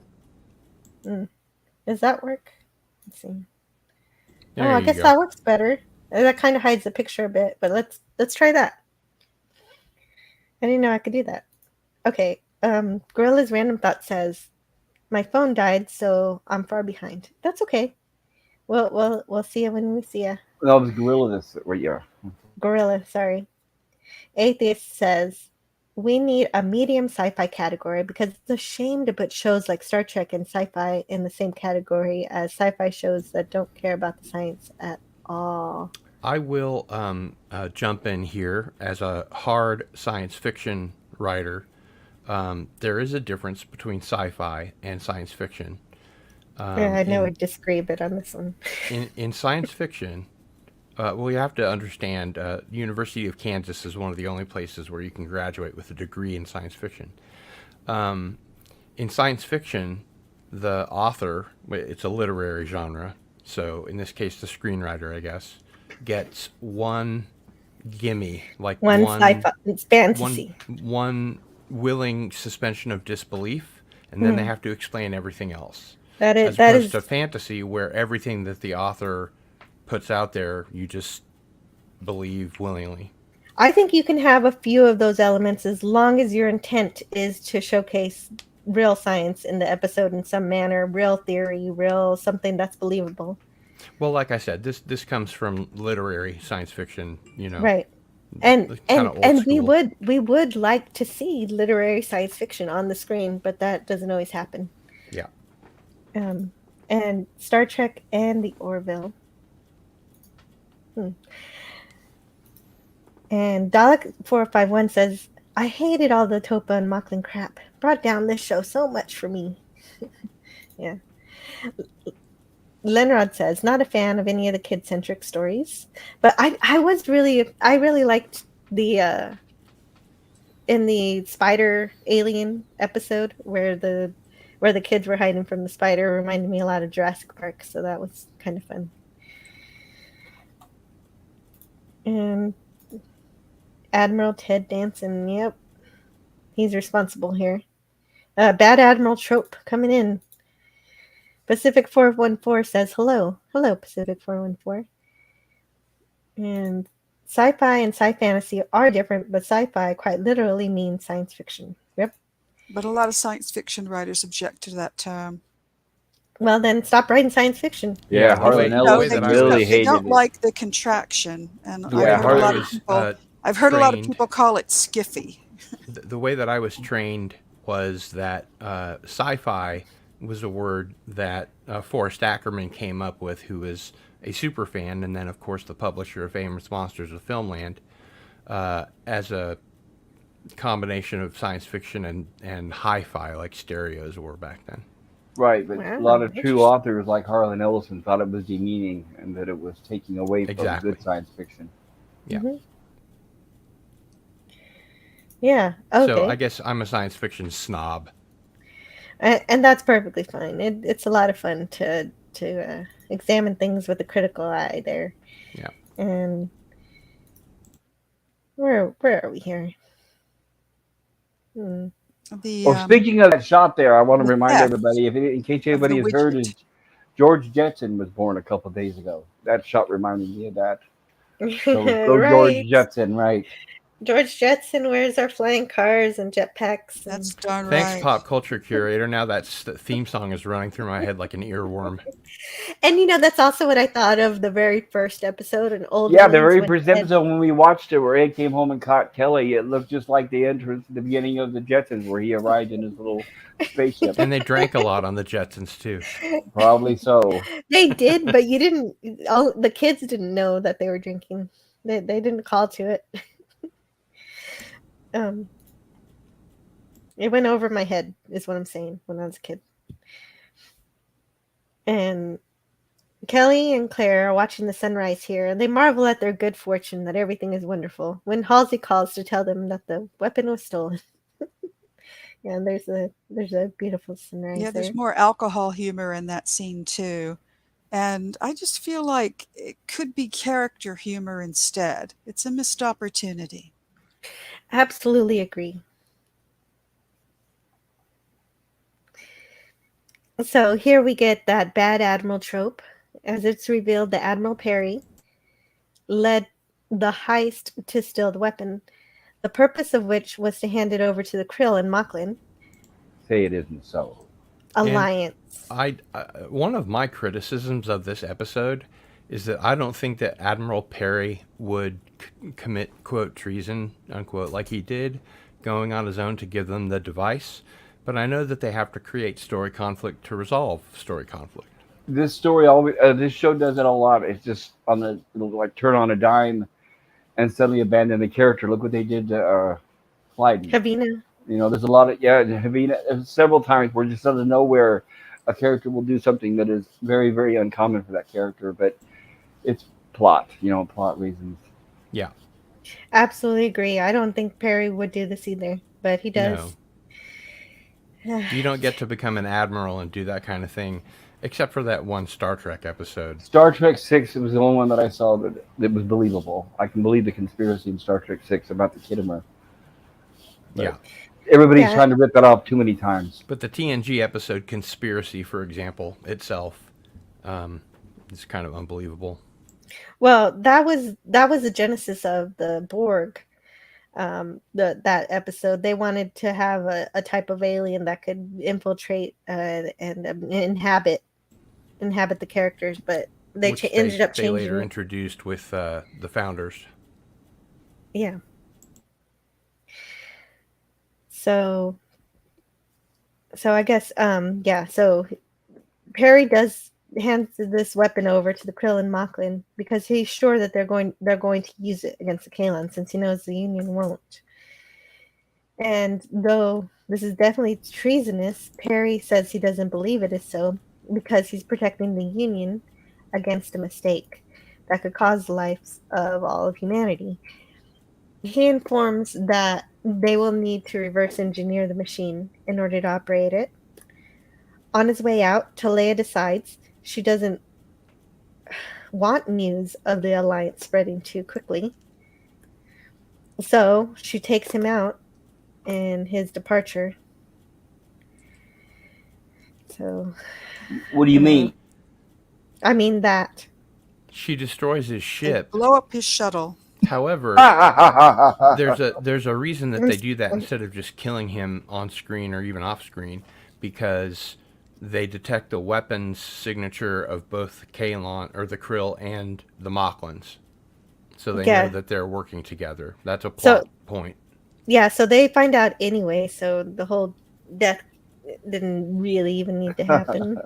And I think it was really cool how they, presented it as a deterrent and that they are not there to conquer the Kaylon. Yeah. I love that the Union is doing that. So the fact that Perry is subverting that is disappointing.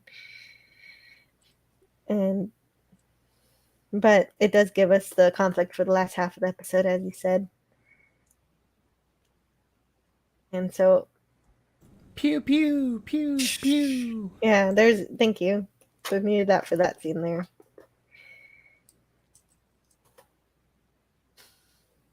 Sound effects. So Halsey, Ed, Kelly, and Tala stand around sub-level 32 to talk about their discovery that Perry stole the weapon using a Union shuttle. And they end up following that shuttle to its last known coordinates. As Cardinal Sin said, they discovered the weapon signatures.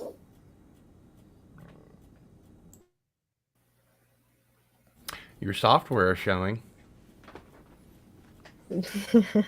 Just momentarily, I had to switch slides. By the way, did anybody else notice that it was odd that the Kalon had a breathable atmosphere inside of their headquarters? That is an interesting the biologicals could just walk on in? Well, I guess they could have prepared that knowing that they were coming. It's possible. We kind of wondered some of those questions in the episode where the doctor's son was sneaking around their base. Yeah. They had no security. They had no sensors. I mean, there was many plot holes. Yeah, there was.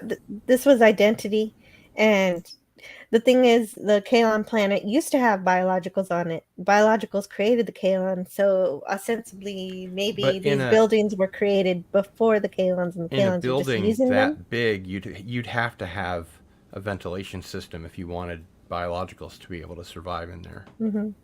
Correct. And it wouldn't make any sense to have such a thing running with just the robots there. That is an absolutely amazing and wonderful point. Thank you, Cardinalson. Yep. I like that. That's the kind of nitpicking we do here. and yeah, so he finds so they find the Krill and the Mocklin weapon signatures together, so the Union finds out about the alliance quickly anyway. So Admiral Perry died for nothing. Lenrod makes a good observation there too. Oh, does he? Okay, hold on just a second. I gotta get back to the chat here.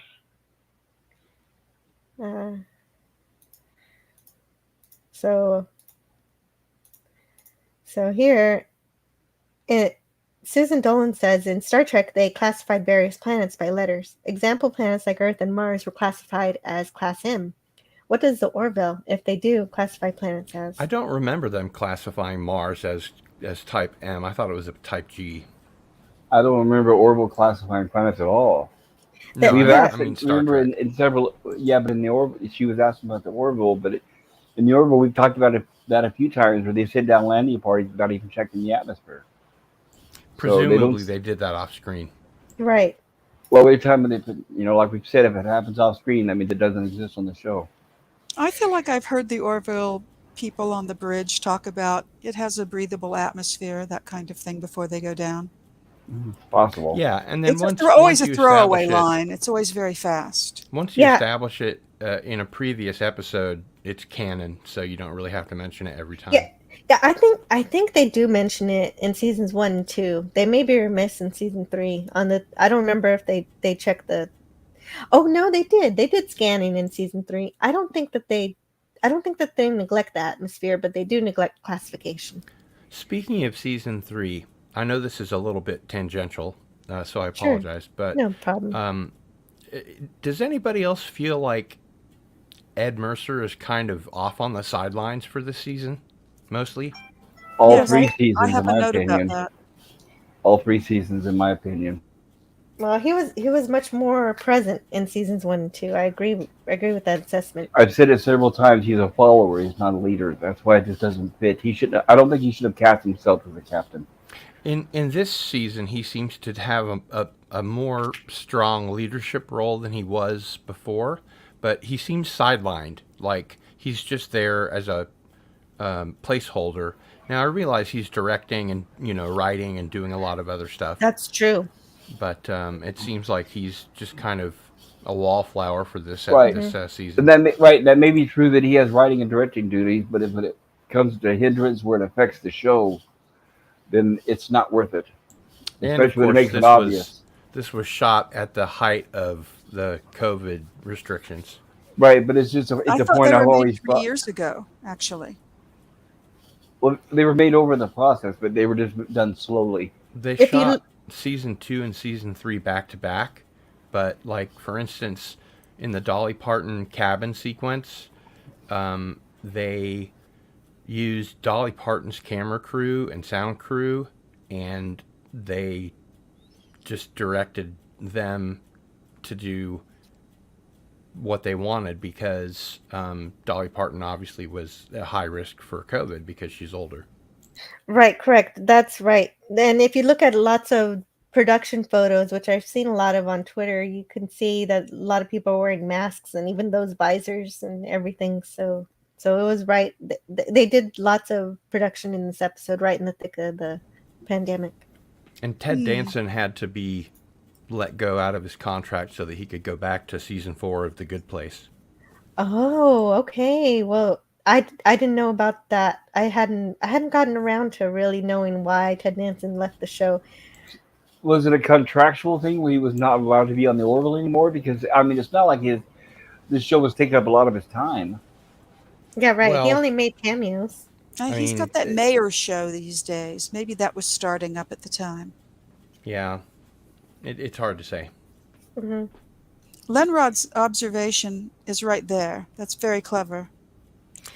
Yeah, except, as I said, with a building that large, you'd have to have a ventilation system for biologicals to be able to survive. If you shut down the airflow, then there wouldn't be so much oxygen content, and they would die. No, they're machines. I mean, even my computer here on the desk has a fan in it and an air intake. Mm-hmm. Everybody kind of needs air. That is also true. That is very true. Every computer needs a fan. The Kalon could be liquid cooled. You never know. Right. If we're talking about ventilation system, then why would the Kalons dust and keep everything all nice and clean? Why would they care? That's absolutely true too. You know that. There's no dust or dirt on the planet. Dust in a machine. I would absolutely love if this show went over something. Well, I'm sure the machines are sophisticated where particles can't get in and damage them. That's something only primitive devices would do. You know, Jill, it occurs to me that the novella Sympathy for the Devil probably gets a little bit more into the weeds with that kind of thing. Mm-hmm. Possibly, we'll see. It's like like a blind person. You know, they'll when they go home, they don't turn on their lights at night. You know, because it makes no sense. They don't need it.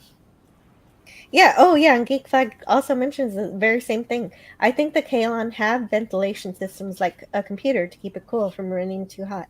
Because if you notice, the Kalons breathe.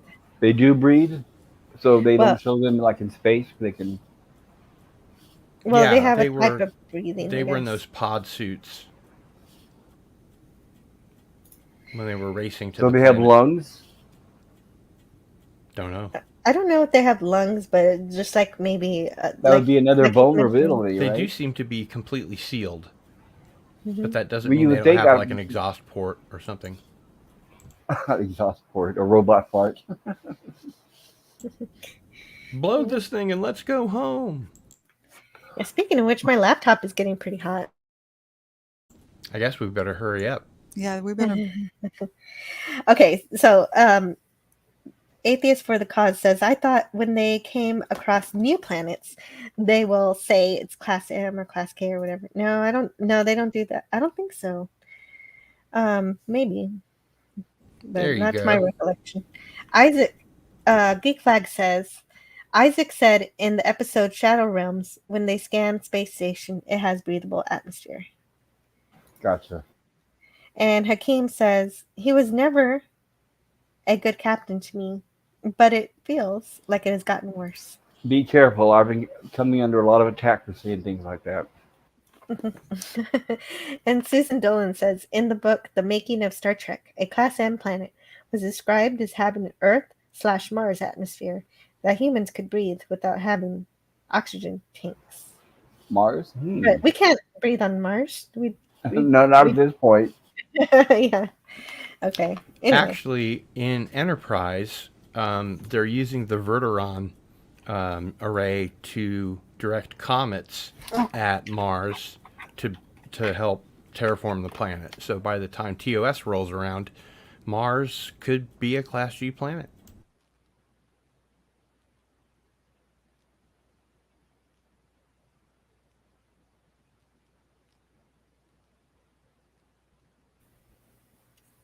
Hello? Yes, I everyone dropped got out. very quiet. Did I break What- the show? Is it No, 20 no, no. after? No, I'm sorry. No, it's okay. It's okay that it's 20 after. I made special arrangements, so everything's fine. I can go on longer. Okay. If anybody does have to leave, though, please let me know. And But everyone always figure out. goes silent at 20 after and 22. That's one of the old things. No, I'm just having trouble with my Wi-Fi and my Ethernet cable slipped out. Oh, tut. I gotta crimp it. I thought everybody was having a really hard think about after what I said. No, I missed the whole thing. I'm sorry. Oh, you did? Yeah, oh, I well, did. you'll have to go back and watch the show. I yeah. will. I'll watch the replay on my own show. Susan Dolan says in the book. Oh yeah, I already read that. And then we have hello, and Mars' atmosphere is quite thin. Yeah. Technically, Mars has an exosphere, not an atmosphere. Yeah, because most of the atmosphere is blown away. So, yeah, at sea Mars. level, so to speak, it has 1% of the air pressure that you'd find on sea level on Earth. Where are we at in the episode? Grill's good Random Box question. wants to know.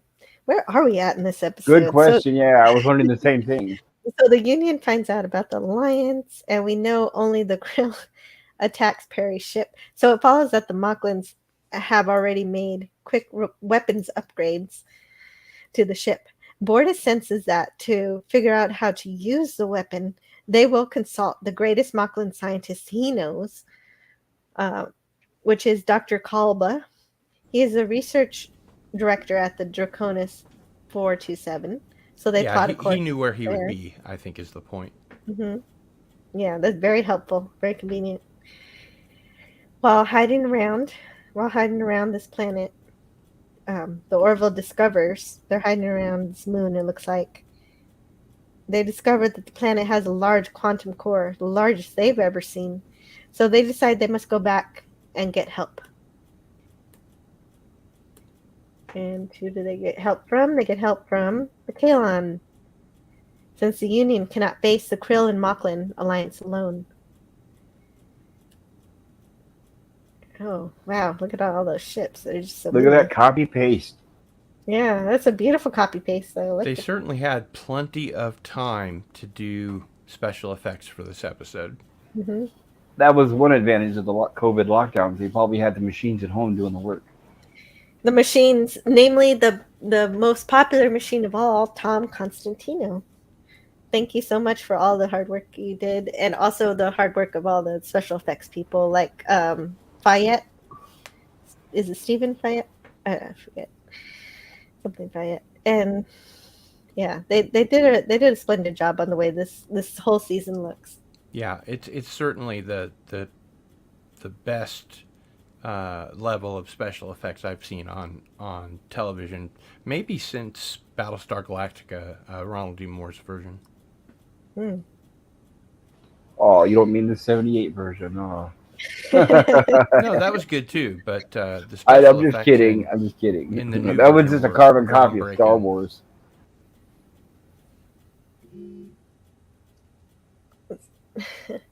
So we know only the Krill attacked Perry's ship. So it actually follows that the Mocklins already made some quick weapons upgrades to the ship, which explains why they found both weapon signatures of the Krill and the Mocklins, even though it was just the Krill that fired. So that part makes sense to me. And Borda senses that to figure out how to use the weapon. Oh wait, we already said that. So I do like that they consider that the Kalon might decide it's best if they find and destroy the weapon themselves. But the excuse that they can't do that is that only Isaac and Ensign Burke could disarm it. And the Kalon agree to team up to retrieve this weapon.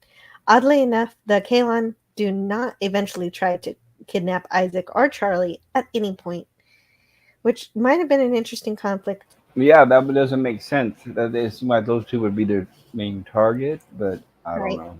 Oh yeah, no, you're absolutely. I thought that too, and you know, if they did that, they'd be able to destroy the device without any added drama of dealing with the humans they could have done. But the only problem with that supposition is that neither would concede to helping them disarm the device. Charlie wouldn't help, and Isaac wouldn't help.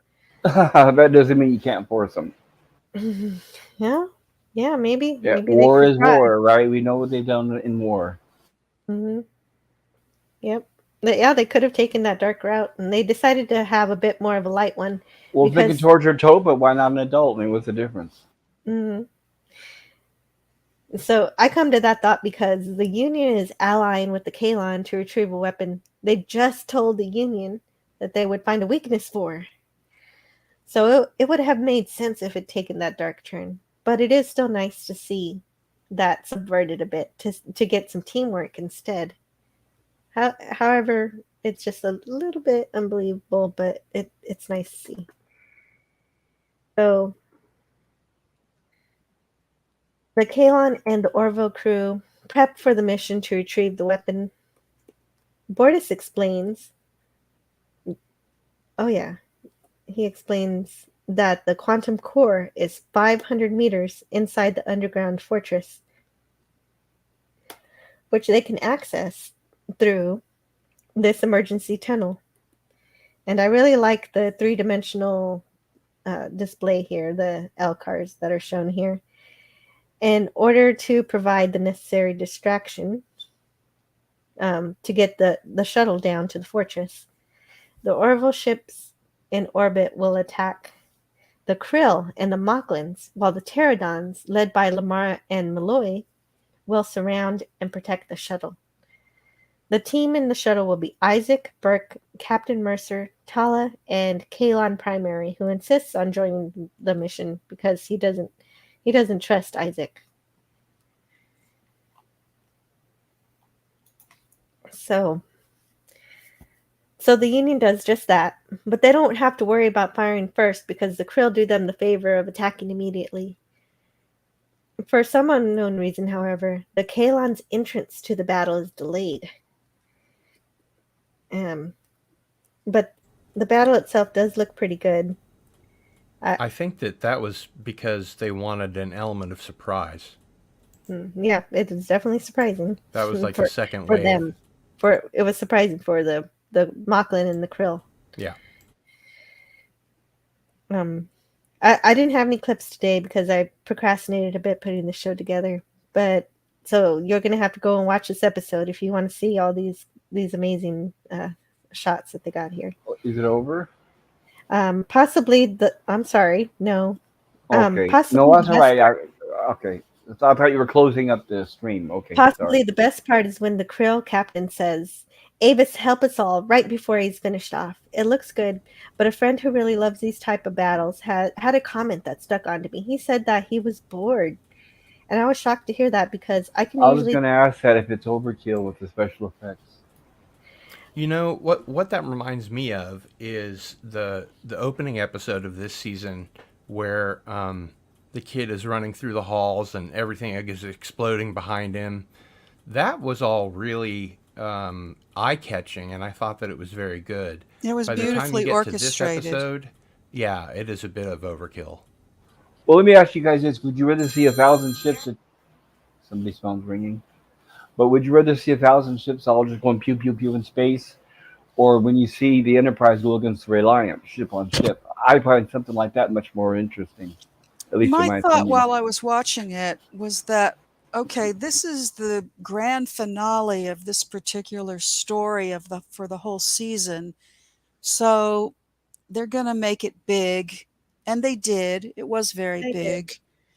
Then they interjected the stuff with the fighter pilots, and that broke it up. And that was good. That helped. that was good too, for helped sure. me to kind of follow what was happening more. A little more like Star Wars. Then they cut back and forth, between the shuttle and the fighter pilots, and that helped everything move. So it was pretty. It flowed pretty well. I didn't glaze over at any point. I did kind of think, man, that's some big action. There was a really serious callback to A New Hope with the fighters and Mhm. Oh yeah. and The trench and the Death trench. Star. Yeah. Mhm. Except they didn't really pull off what they wanted to do, it seems like. They wanted to take out the telecommunication, and I don't know that they ever got that done. No, they No, they didn't. didn't. Yeah, because So big frickin' rifles popped up and so started. I Yes, was go trying to ahead. I'm Great sorry. guns. So I was trying to figure out why he would say something like that, because usually I can take or leave stuff like this. So when someone who actually loves this kind of stuff says that, I have to think about it. And maybe it's because the stakes are unbalanced. You don't really for a second believe the Union's going to lose because they have the Kalon on their side, which ostensibly are more powerful, or at least equally powerful as all three of these other opponents put together.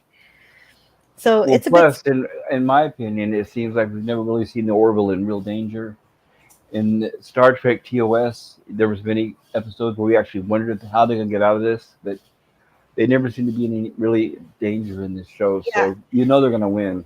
yeah, Agreed. you do see the ship catching on fire a bit, and there's some booms here, but never anything that makes you think the ship's about to go. Yeah, no decision from the captain that saves the day. Hmm. It is so the tension isn't built in this way, and yet this is still the episode that I've been waiting for. It's just too bad they couldn't have done this episode sooner, because yet another friend that I have said that it would be great to get back to exploration, and I agree completely, to go on a 5-year mission. And I think it's So too late for that. I hope that if they do have a season 4, since they're wrapping up this war stuff, maybe they'll actually do that next time. So we'll have to see if we do get that. And my thought too was they seem this entire season to really be going for the cinematic experience. Hmm. And I love the smallness of television sometimes, the walk and Me too. talk. That's just me. But I know that most people prefer this big action stuff. So, Yeah, and I know this is the Orville New Horizons, and it's and not they're Star Trek, probably but Star hoping to Trek grow is their better. audience by giving them what they want, I guess. Mhm. I don't mind when the shows take a moment to breathe and people talk. It's when they talk about their emotions and feelings is where I draw the line. Because you can talk and advance the plot with well written dialogue, but when it's revolved around feelings or somebody's feelings for another person, that's where I draw the line. That's why I'm not a fan of TNG. There was just too much of it. But that's my opinion. And they were standing up in the shuttle again. Yeah, it always During all the bothers me battle, they were that still standing up in that shuttle. the spaceships don't have seatbelts. Seems really weird. Yeah, of course. They should sure as at least show one shot with them flying around the inside of it. I think there was a cut the cut scene from one of the Star Trek TNG movies where the captain gets a new chair and it has a seatbelt, but they completely cut that. Well, the motion picture, they had those kind of those harnesses that would Hmm. pop over their legs and hold them in place. Yeah, I think it was Insurrection, but I'm not sure. Oh But no, I yeah, don't know about that. it was actually a good scene. I don't know why they cut it. Um, Even though I didn't like that movie that much. I I've heard people ask if the pterodons would ever be used. Well, here they are protecting the ground team shuttle. It's a pretty good scene, but I do wish that Murphy had pulled up. Rest in peace to Murphy. Are all these pterodons from the That's Orville, or are Murphy. they from the different ships? They're from different ships because the Orville Gotcha. only has one pterodon. That's what I And wonder. Okay, thank you. who's Murphy? That's Murphy. That's Murphy. Hmm. I can't quite see him. I didn't know he was a character. I noticed that the Asian guy I thought the kind Asian guy of blew up. came and went without any kind of acknowledgement. Ah, You yes. know, he didn't get a name, he didn't get a goodbye. Kind of felt bad. Just got a we got a very brief death scene. Yeah. He just blew up. Yeah. Yeah, he did. He did. The Asian guy. Yeah, I remember him too. But he didn't even get a name, so I can't. There were so many unnamed deaths in this episode. Susan Dolan says Mars does have an atmosphere, but it's very thin. NASA has shown pictures of Martian suns and set. Right? Well, it is Yeah, it's thin. It It's can there, be but it's- terraformed. That's what we have in our future. Hopefully, Mhm. is what they're planning on. yeah, and somehow create volcanoes out of nowhere. Maybe. Unfortunately, Mars has no magnetosphere anymore, so Yeah, that's true. So even if you generate an atmosphere, you're not going to. you have to retain it. either generate. Well, we'll live in bubbles apparently. Yeah, we'll have to go into volcano tubes or something, but there's no protection from cosmic rays without the magnetosphere. Well, there are photos of glass tubes running throughout right under the surface of Mars. Now you're getting into the fringe territory. There are pictures of glass tubes, and there's at least one picture where you can see a pod of some sort stuck right in the middle of one of them. Mm-hmm. And Gorilla says they forgot the number one rule when they are outnumbered by that much, and that was to tuck your head in between your knees and kiss your ass goodbye. That would be Mercer's job. So a Star Wars plot when attacking the Death Star? Of course, it always works. This show isn't the first one to steal from Star Wars, by the way. What we're talking about with the Death Star run, that's been redone and restolen and reused and everything so many times. Yeah, Sacrifice of Angels did it better, says Gorilla. And Geek Flag with Nate Knows says that was not a sound military tactic. The Pterodons should have attacked from one position, and the cloaked shuttle should have come in from a different position. Interesting. Lenrod says, still don't get why Lamar was in with the fighters. Gordon, I can understand, but Lamar's a pilot. It was established engineer. in previous seasons that he was a pilot. His character changes depending on the plot. Yeah, but his character changes depending on the plot. He's just not the same kind of fighter pilot that Gordon is. Well, bottom line is using your command crew as fighter pilots isn't good military tactics. Yeah, you think you'd have people, but it makes trained. the show go. It raises the Just like stakes in for the old school Star story. Trek. Yes, that I let pass because you want your bridge crew to have a presence. Can I ask a question real quick? I know this probably sounds like a little late to ask, but just a quick kind of like a roll call on the bridge of the Orville. Okay, we know what Captain Mercer does, or what his position is. He's the captain. Number one is next to him, which is basically the assistant to the captain. First officer. First officer, right? What position does Bortis? He's the security officer. I thought that's Tala. That's right. That's what I was going to ask. What did she do? She's sitting right next to him. And then what is Isaac? What's his position? Science officer. Isaac is science officer. Yeah. Okay. It's just 3 seasons, and I realized I don't really know what each of them really does on the bridge. Is Bortis the operations officer? I think you're right. Don't they have all of their titles? During the opening credits every week.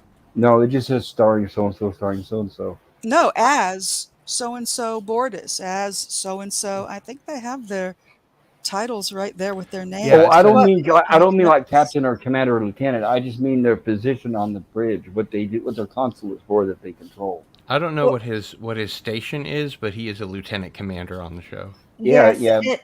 And I didn't mean the ranks. I was wondering about their physical positions that they cover in the bridge is all. I do know that if Kelly can't, if the captain and Kelly are away from the bridge, Bortis takes command. So he's second in command. I just didn't. I was trying to define the difference between his station and Tala's and the other ones. Yeah. Mm-hmm. By the way, was anybody else disappointed at how much they hid Bruce Boxleitner in that crazy makeup? Yeah, me too. A lot of good people looking say man that. and such an ugly. Yeah, It right. looked like he was wearing a baseball glove on his face. I thought it looked like a blue basketball. Okay, yeah, that's true. Yeah, I did put a picture of Bruce and his Orville character, and yeah, that it's indistinguishable. Well, if it's any consolation, he seemed to have a good time when he filmed it. So. Mm-hmm. Yeah, but he's an actor and that's his job. And when you have an actor with the kind of sci-fi credentials and credibility that Bruce Boxleitner brings, it's a shame to, hide him. Yeah, I agree. Geek Flag with Nate Nose says the Union fleet came straight at them, and then the killers came in from another position, flanking the krill and mocking fleet. Mocklin fleet. Mocklin. The spelling there threw me off, sorry. Lenrod says they gotta stand up, otherwise you can't see them. That's a very That's good a point. yes. That is exactly the reason why, get right? that, but they could pitch the seats behind them.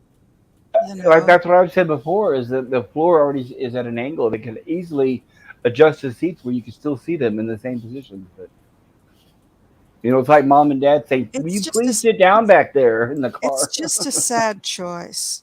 I'll turn this thing around. I'm gonna, Claudio always says, watch out, I'll turn the stream around. All right. Dalek451 says, you summed it up, Pape. A lot of this season was just sitting or standing around talking about feelings.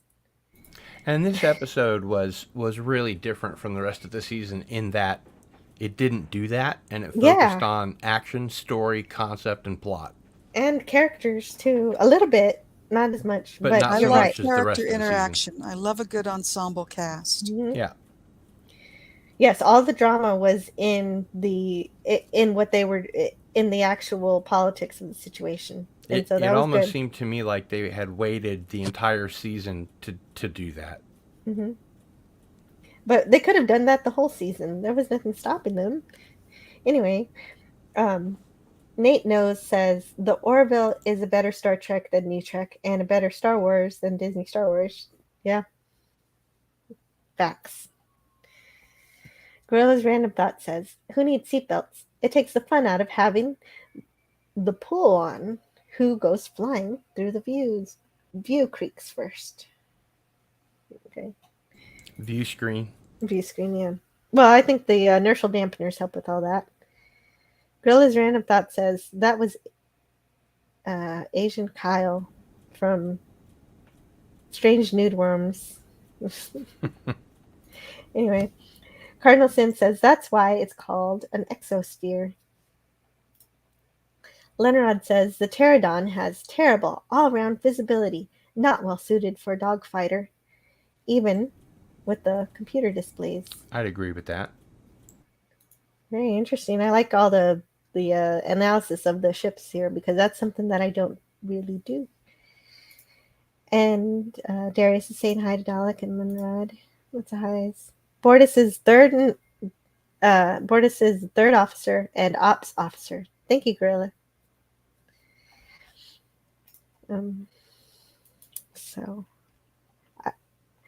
So I do wish that what they do here with the Ensign Burke, I do wish that they did a lot more of. Right here in this scene, they showed her.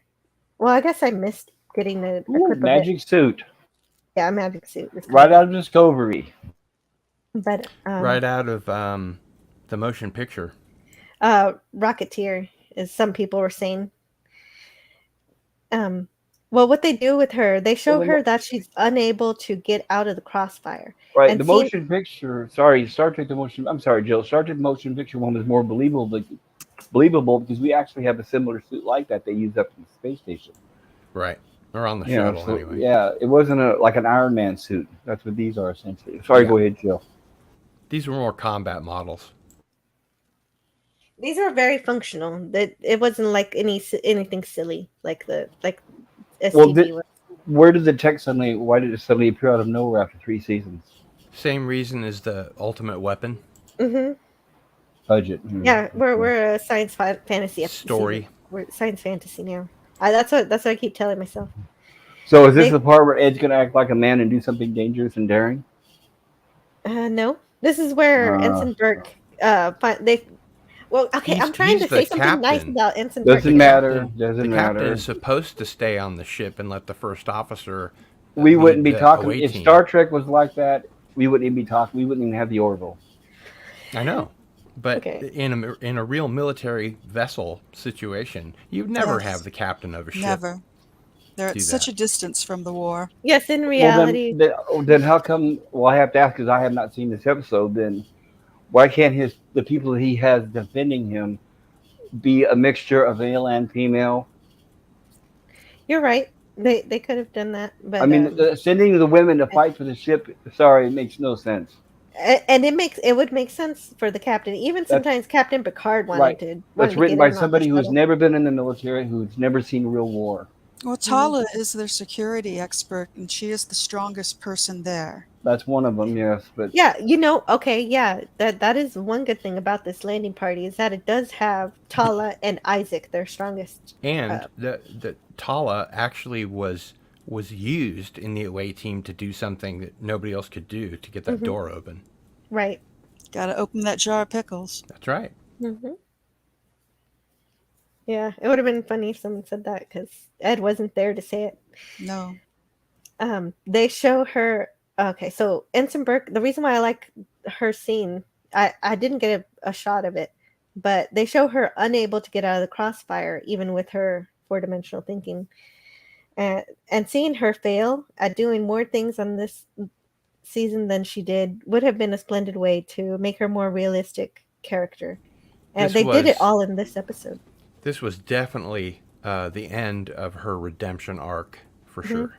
Yeah, and that's actually how you write a good character, is to show that they're fallible, but they only do it here. Well, okay, they did sort of do it. They had a nice start of that in From Unknown Graves when she finally realized that she might be wrong about Isaac. So that was the beginning of her redemption. Right. And those two things put together are finally the basis of a good character. Although it's the season was a little slow about it. And Tala suggests that they use their egress packs, which, as pop culture says, is a magic suit. I think it's kind of a battle suit. Yeah, I think it's pretty cool. Yeah, but it seems to come in prominence on everything ever since Iron Man. It's kind of, well, it's not really like an Iron Man suit, but it's kind of like an armored flight suit that doesn't. It's really like custom fitted to the individual. How do you steer it? They don't say. I liked the blue lighting the around same that way glass that you'd perimeter. steer yourself when you're skydiving with a backpack, just exactly like they're doing there. Yeah, but if you have thrust, you've got to be able to have steering, because skydiving, you're just going straight down. You steer with your body. You steer with your arms. You have a y-axis that you're steering with. Does it show them moving their arms and spreading them out and doing all that and balancing? They show them landing. No, but I mean when they're flying. Do they show them like using their arms to landing personally? Well, right there in that very shot, right there. You see, that's the parachuting, paratrooper move for a fast dive. So they're going laterally as fast. Oh yeah, that was my question. So they're going straight to the ground. They're not like flying through cities or canyons. Is that right? But look at the close up on the top left of the screen where you see the engine, or whatever you want to call it, the gas pack. That's the motor, and that controls how fast they go, and presumably there's also some steering components on it. Right. Well, it's the steering that I'm wondering about. All I see is their arms behind their backs. Is that Isaac on the bottom? Yep. Okay. Yeah, there's Isaac and Kaylon Primary that are here, and go ahead. The shuttle team makes it out of their egress packs before the shuttle itself is destroyed. And I like how the Kaylon Primary is concerned with the kinematic physics of the matter.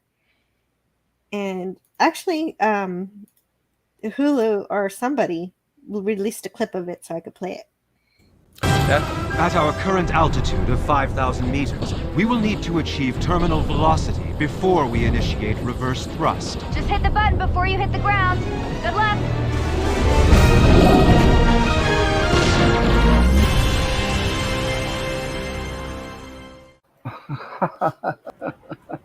That's called hanging a flag on the dialogue.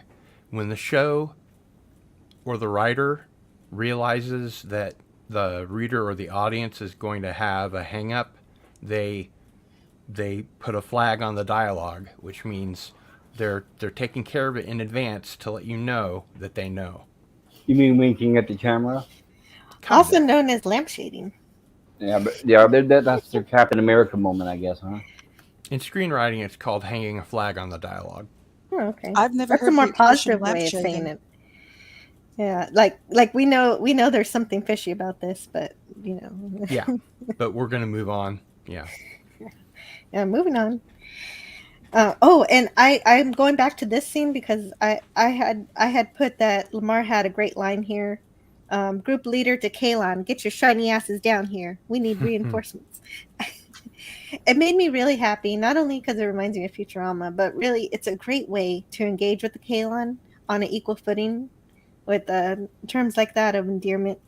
I think that actually has a bigger hopeful message. Bite my shiny metal ass. Or how about if he would have responded, okay, if you get your blank ass down here, Right. Yeah. Meat Funny bag. how that works. Isn't it those double standards? Get your fleshy ass down here. See, that would have been funny if they would have if the Kalon did come up with a comeback. Well, actually, it would have, because they mentioned previously when they were on the planet with the Kalon and doing the negotiating, that the last time they were there, they kicked their asses. He did. They did. And they it could have been their double damn ass on you moment, is what it could have been, right? Right. But that was a tiny moment I liked, and they got something good going there if they keep up with something like that.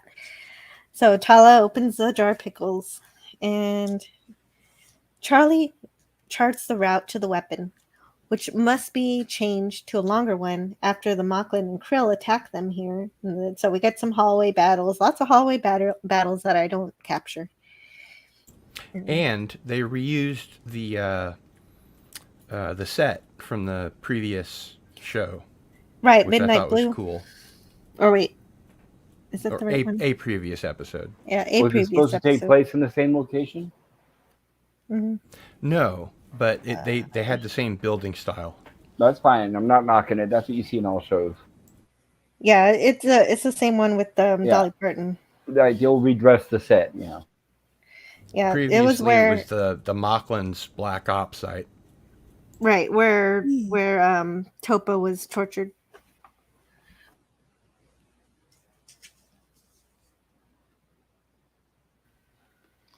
Okay, can you hear me?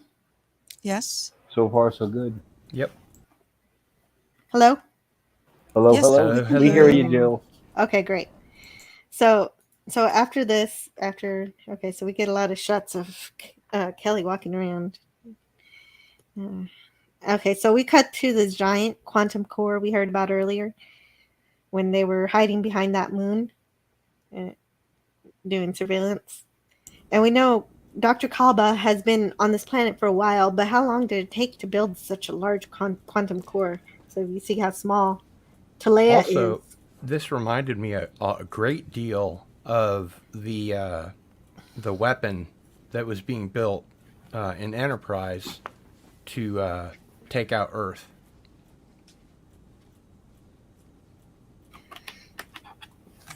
The weapon.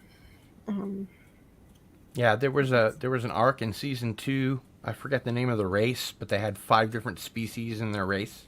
Oh yeah. Okay. I want to say the Kzinti, but that's not it. Yeah. Okay. Yeah. I'm remiss on my Enterprise. I need to rewatch. And so the real question is, how much time has passed from when Krill became allies with the Mocklins, and then to now, to really tell how believable it is? Well, Bordas did say that this is where they would find that weapons expert. So presumably, he already had this thing. Yeah. It's possible. Yeah. So. Yeah, I found the placement of the weapon kind of confusing. They didn't really establish that well enough for me. Just Bordas talking about the Mocklin scientist and where he would be, and that, yeah. And then when you get there appear to be these gigantic station cities that are hexagrams, but it sounded like he said he was on asteroid B12 or something, and I'm like, well, that's bigger than an asteroid, and I don't know where they are. It was confusing for me. Mm-hmm.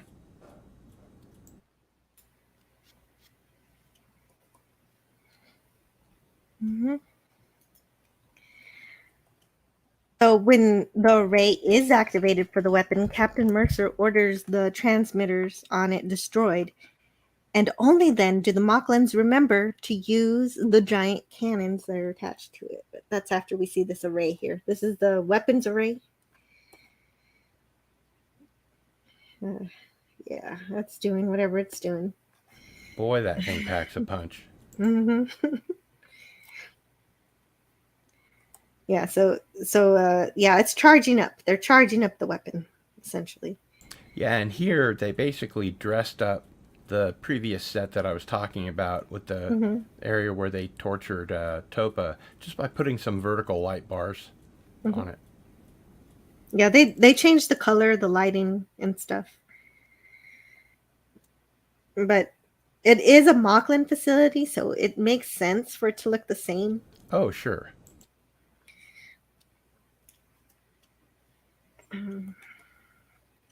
So there's some. Oh yeah. Meanwhile, okay, so there's an ongoing battle between Ed's two former exes who fight.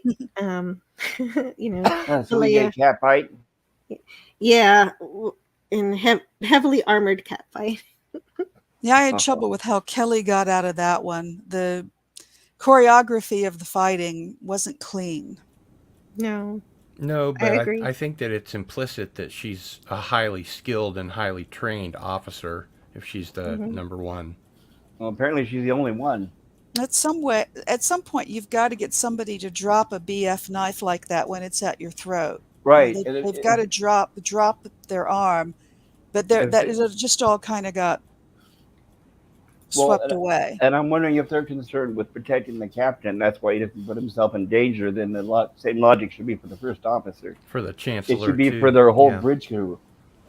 But and for the Krill chancellor, it would have been nice to show Ed being a leader for a change. I wouldn't, like I said, I served the military. I would never serve under somebody who I know wouldn't put their life on the line instead of just sending other people out there to do their battles for them. I'm not sure it's that he wouldn't. Nitpick. I think in this case it has more to do with the fact that all season long they've been telling him, you're making mistakes. All 3 seasons. Yeah, but I'm talking about all 3 seasons. But I've wanted to see that, and they're always holding him back, and he's second fiddle to everything. It seems like, and he's always sending other people in to do his battles for him. I just wish for the character. I wish there would be a turnaround. His character really hasn't changed since the first season. And that's just actually it has. He used to be more brave and more active, I believe. Yes. Used to be. Yeah. Well, I mean, he goes on the Krill ship for the first time with Gordon. No, I'm talking hand-to-hand combat. Actually getting in, get your hands dirty is what I'm talking about. Yeah, that's a good point. I'd have to go back and see how many times he does any kind of combat. I don't know. If anything, you have somebody attack him, and then he has to defend himself. Just something. That would be good, but he's got so many brick characters that it's not really necessary. Yeah, it doesn't have to be written that way. That's a political statement, the way it's written. I think it's a reality statement. Maybe. Admirals and generals do not get in there and fight. They have been known to be. But my point is, well, you have to be losing pretty badly. I know it's not popular. And I get people that come after me on Twitter, but it's just I can't see the fighting force being consisted of mostly women. That's only written by people who do not understand the military, do not understand physical engagement. And I'm not saying that it's sexist. I'm just saying that's just how the military works. And I'm talking about for centuries. I'm not talking about modern thinking. It's just that women are not no offense, but they're not as physically strong as a man. But Tala is. She's much stronger. I'm not talking. And they had to have Charlie there because she's the only person who can manage the bomb. I know, but at least can they show 50-50? And Bortus. Bortus, they never established as being a fighter either. No, he's a Brit character. He's a Brit And character. Clyden was obviously not strong because Kelly put his arm behind his back. So I don't think she knows how to fight. Well, but I'm saying is the point is I don't think they've ever established the Mocklins as really being strong physically. Well, they're imposing. Possibly. I think they're mostly known for their weapons. I sure wouldn't want to have to fight one. It'd just be nice if I saw a little equality, not equity, the equality. They sure ain't Klingons. They got them bumpy heads, but they ain't Klingons. That's right. No. Anyway, Captain Mercer orders the transmitters destroyed, and only then do the Mocklins remember to use the giant cannons that are attached to it.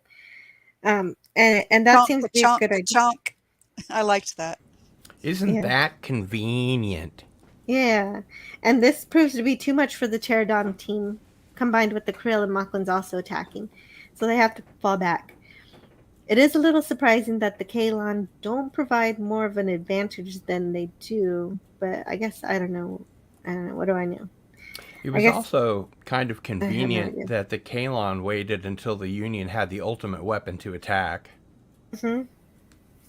Right, exactly. Like they were just waiting. We'll wait patiently for you to figure out how to defeat us before we attack. Exactly. The entire season. It's like I know nobody cares about Harry Potter, but Voldemort again, always waits until summer to again, to attack. it's plot armor. Yeah, but that doesn't take away from the fun of it. They are pretty cool looking guns, though. Yeah, right. Pretty great. And that's not completely true about Voldemort. No, I know, but it's kind of true. Oh, he sent in that guy masquerading as Mad Eye Moody, who was there the whole season. Yes, so that's true. That was his but assassin.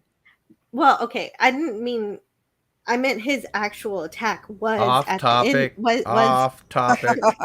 Hey, was at the end. Yeah. I have a quick question. Are there any shots where Isaac uses his lasers in his head?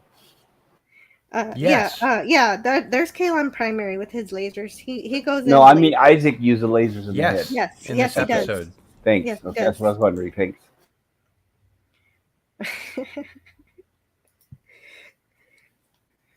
Aggression towards Harry Potter over here. Meanwhile, Ed's two exes get into. Well, I'm not a fan of Harry Potter either, but No, I don't believe in telling I people know to that's shut funny. No, it's okay. Once the shuttle team reaches the quantum core and weapons area. No, I know. No, I've been around YouTube for a while. Nobody talks about it, so I know nobody likes it. So here we go. For some reason, Kaylon Primary is in charge, and he immediately kills. Yeah, right. He kills a couple of Mocklin, demanding that the weapon be stopped. But Dr. Kolba says he cannot comply because the firing armature is interlocked with the quantum core. So apparently, even shutting down the core would take too long because it's filled with a bunch of fail-safes that are guarding it. So several Mocklins, including the doctor, try to run away, but Kaylon Primary kills them and stops another Mocklin from... Kaylon Primary shoots them. We don't know if he kills them. He could have stunned them. Okay. So Kaylon Primary uses stuns. Is stunning them. Possibly. We don't know, and that's a problem. No. It would be helpful if we did know. Mm-hmm. That's why I'm assuming death, because the Kaylon Primary does not have any qualms about killing but biologicals surely at this point. Kaylon Primary have disintegrated them? Then we That's what I was really going to say. At least in Star Trek, they vaporize. You knew for sure. Yeah. 1 shot stuns, 2 shots kill, 3 shots atomize the body. Yeah. Oh, well, now we're getting the Stargate with the Zat Nicotel. Yeah. Mm-hmm. Several Mocklins. All right, there they go. And then, and of course, Kelly and Talea are still fighting here, with Talea going after Kelly's marriage with Ed. And Jeez. His just marriage? like you fighting against this. Because she always has the short knife. She always says the ugly thing. She's really into irritating her opponent to throw them off. I think that speaks to the writing, making her the villain. You know. Yes, that's her it's nature. It's a bit mustache twirling, but like I said, you've got to create conflict to resolve conflict with her character. Do they mention her daughter? Yeah. Not till the end. Thanks. Gotcha. Thanks. Yeah, and they're painting. I guess they're painting her as a bad parent, apparently, right? I don't know. You. Yes, they are. You might know if you had watched the episode. Ooh, throwing some serious shade at pop culture curator Tiger Stripe. Sorry. It doesn't matter. I've been hearing it all week. We will get there. Oh, pop culture's had his troubles. I hope we haven't spoiled this episode for you, pop culture. He doesn't. I actually made a note of that, though. This is what cost you your marriage, yes? No, but I want to explain. You need emotional balance.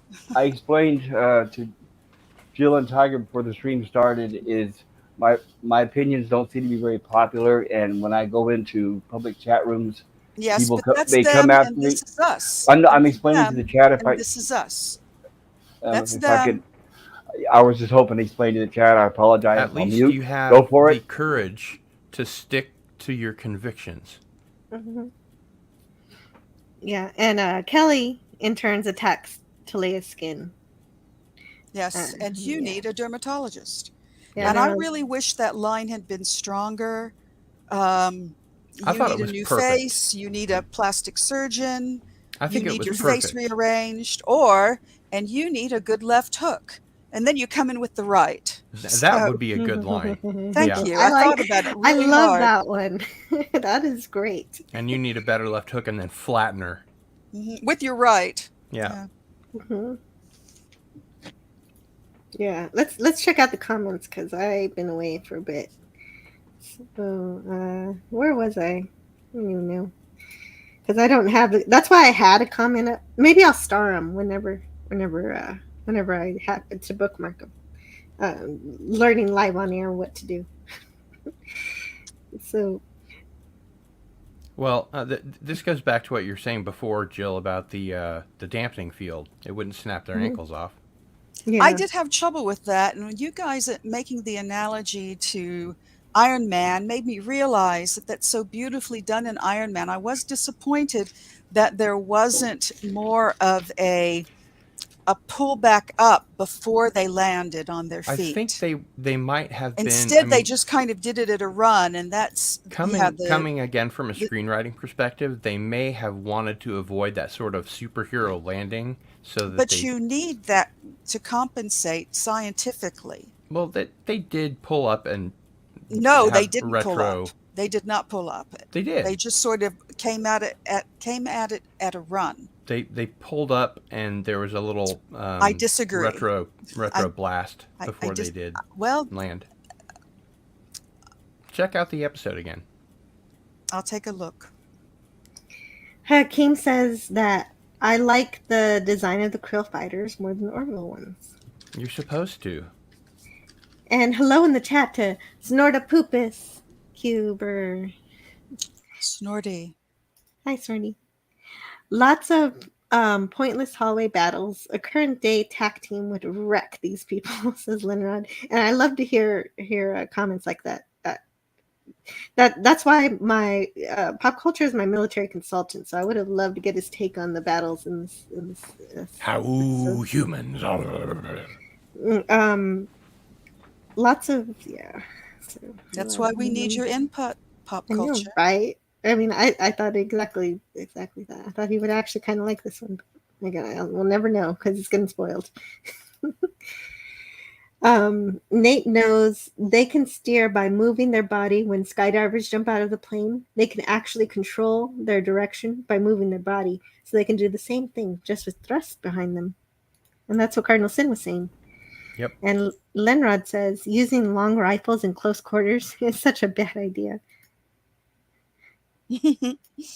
So Lenrod is our honorary military consultant today, Lenrod says the real question is why weren't the automatic guns active? Anti-aircraft. anti-aircraft. Thank you. I didn't Because know what that then meant. you wouldn't have gotten that great shot of them kind of rising and going ka-chunk, ka-chunk. Yeah. Yeah, you're absolutely right, Lenrod, to ask that. I asked the very same question. Nate Nose says that massive quantum core was already there. They bought the weapon. They brought the weapon to the planet because it had it there. At a casino. At a casino powerful enough to reach the Kaon's homeworld. Oh yeah, and Dala cares about Harry Potter. Joe always been a Hit the big mega fan of it. slots. Yeah. Oh yeah, maybe one day I'll talk about it, but I don't know. It didn't seem to fit. Lenrod, except they got the time travel right, but that's another story.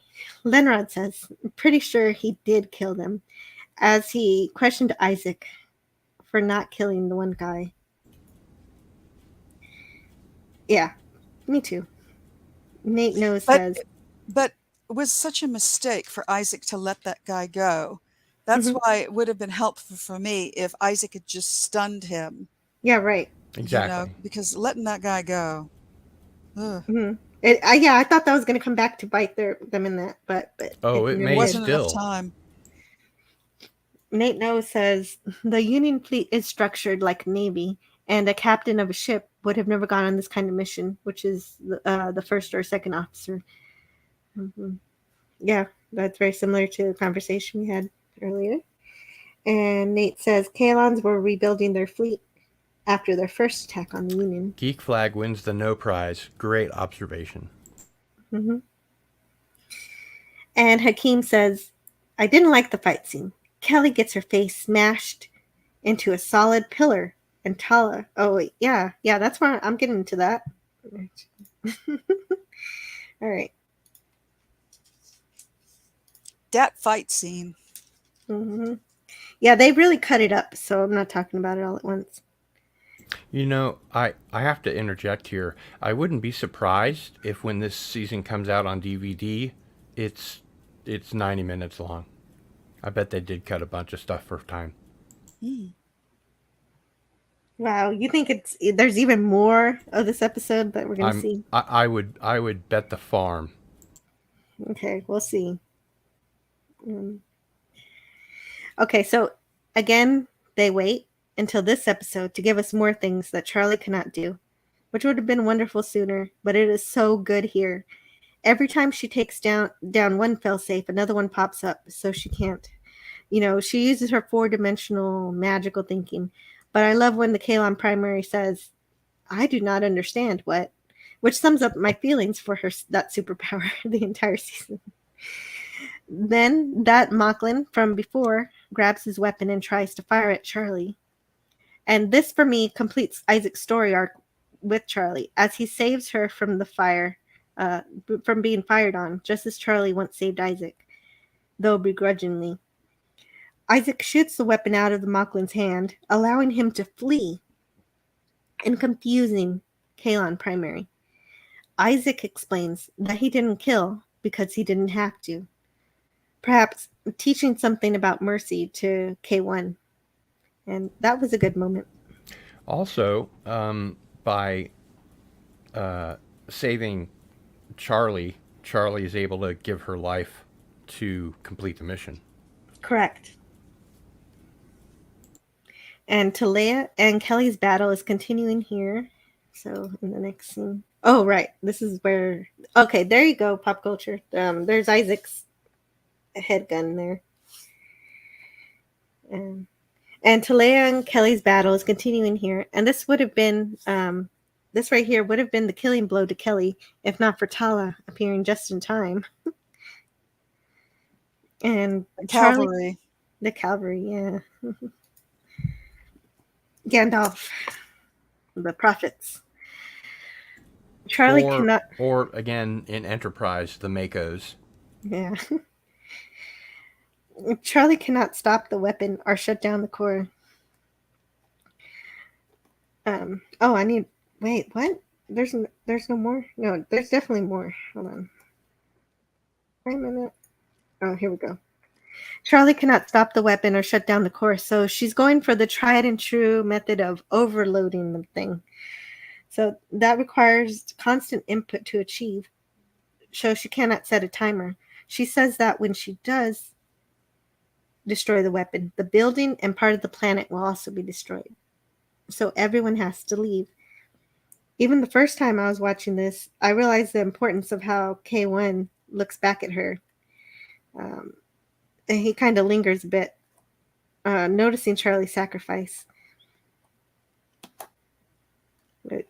So she's not going to have time to get out because she has to constantly be at the console to be able to overload the thing. And K1 is considering it. And so she's left alone, and everyone else is escaping while she's doing this. And somehow the krill ship carrying the crew make it through all the fallout from when this happens, and she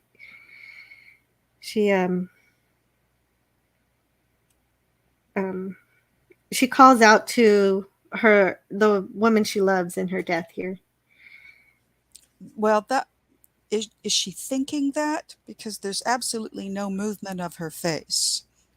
Well, she says it. She says... Well, we hear her say it, but I kind of think she's thinking it because there's no movement of her face.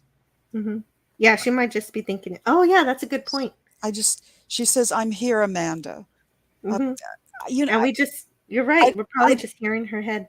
I don't know if it's maudlin. I think I would have preferred, "I love you, Amanda," since she mentioned earlier how she really wanted to be able to say that. Mm-hmm. That would have been nice. And the explosion I had caught at one point goes into a white. And here's the aftermath, the fallout, and somehow the krill ship makes it through all of that. And now that the weapon is destroyed, the Kalons go, "We told you we would find a weakness, and that weakness was you," and then proceeded to clear all life in the quadrant for the rest of the episode. No, I'm just kidding. That doesn't happen at all.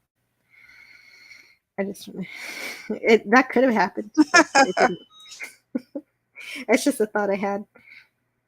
The krill shuttle makes it to the Orville without Charlie, and they have a somber moment about it.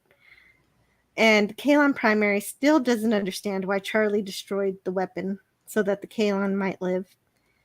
Only a sacrifice that big, apparently, could make an impression on him to change his mind. He has ostensibly, as established in Identity, read all the libraries of the books that the Orville had on the ship. So he knows Earth literature and history that contains many similar moments of self-sacrifice and courage. But perhaps he took all that as hearsay, and he had to see it for himself. Because now, the Kalon have decided not to terminate all biological life forms.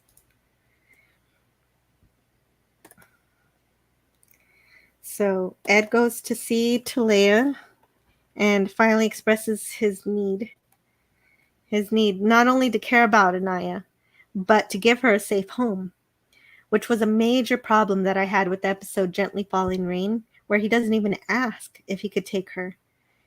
Even if you want to make an argument that extraction would be too dangerous, he doesn't even try. Well, now he's changed, and he wants to step up, and that is very good. Talea makes a very cult-like statement that is kind of scary when she says, "The fulfillment of divine purpose eclipses all family bonds." And that makes it even more important that Ed save Anaya from Krill next week. I am expecting this. I'm sorry. If we don't see it, I'll have some disappointment. The next episode will have a lot to live up to, I realize. So I'm not making too many demands, just that one. But we still have a little bit of this episode left to go here. Actually, Jill, this would be a good point for me to mention. I have a doctor's appointment in 5 minutes, so I have to go.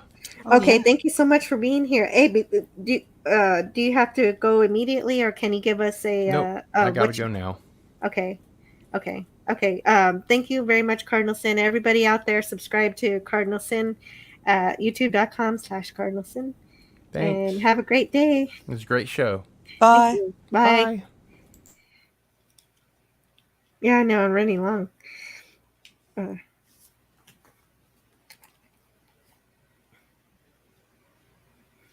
Okay, so now the Kalon are declaring peace, which is one thing I could definitely get behind. But then the Union grants them a provisional seat with the Union Council, which seems like an extraordinarily quick diplomacy move. But I guess they want to make partners quick to be safe from the Krill and Moklins.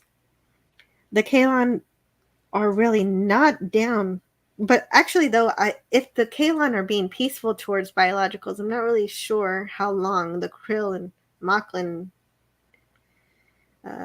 alliance will actually last. Unfortunately, yeah, I didn't think about that before having this thought just now. But the Kalon are not really down with democracy, since they live in a dictatorship under the Kalon primary. They're basically just Worker whatever. ants? Yeah, worker ants. Yeah, that's what it seems to be. Which is a little bit ironic considering their past, but that kind of thing works for robots in a way it doesn't for humans. So Halsey explains how democracy is the best because all other forms are worse than it, which is pretty true. I've heard that somewhere else before.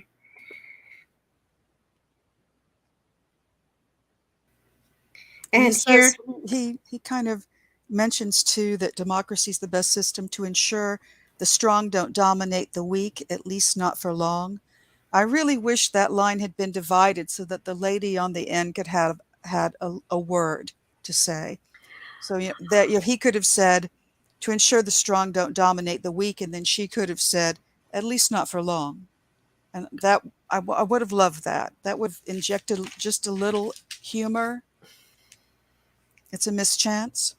I agree completely. That's a wonderful idea. I wish you would have been on the writing team. I always feel like everybody at a table should have a voice, even if it's only one line. That's sort of the difference between classic film and modern film. In classic films, all of the bit parts had a line. Everybody had a role. Yeah. We're gonna see her one more time in the last episode, so I think. Hopefully she'll have more of a voice then. Here. Than here, yeah. Correct. So we don't get a funeral for Murphy or Admiral Perry or the other hundreds or thousands of unnamed Union officers who died in this episode, but early. So, that's the end of my notes. I guess I ran out of time. Do you have notes for this? I noticed that during her memorial, everyone present had a dry eye and they were completely emotionless. And that bothered me a lot. Clearly they were being directed to be like that. But was there just no connection to her as a character? And then when Isaac gets up and talks about how she took her pancakes, commonly people would laugh at that. When you're in that kind of a tense situation, you appreciate the opportunity to have a laugh. But nobody laughed at that. Everybody just had a total frisson. And they were just completely stolid, no expression. It bugged me. It bugged me a lot. That is a very, very good point because I had a cousin die about my age, and they had stories, and they, everyone was very sad, of course, but there were stories where people did laugh a little bit because they were remembering her. They were remembering how great she was and the wonderful things that happened with her life. You're remembering the individuality of the person. I guess I've been to too many funerals. Possibly. I didn't even think of that. Thank you so much for bringing that up. That is a very good point.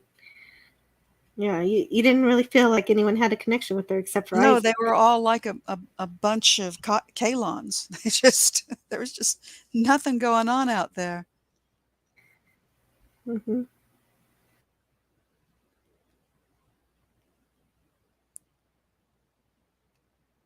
My speech about how she brought everybody together,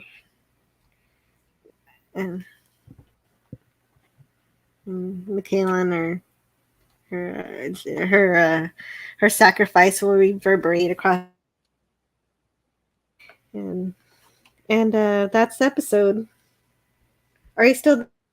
You're dropping in and out, Jill. I think your wire is loose again. Yeah.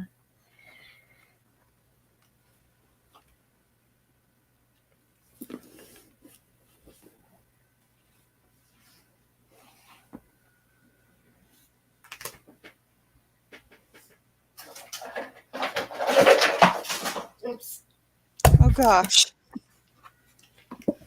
Okay, how's that? Better?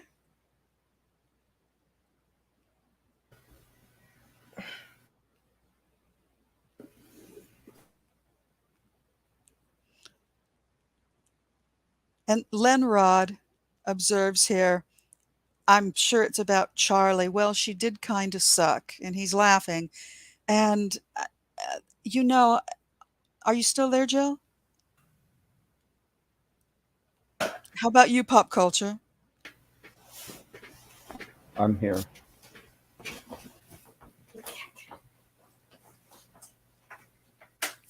Yes. Lenrod, we need one of those technical difficulty placards and some of that 60s music.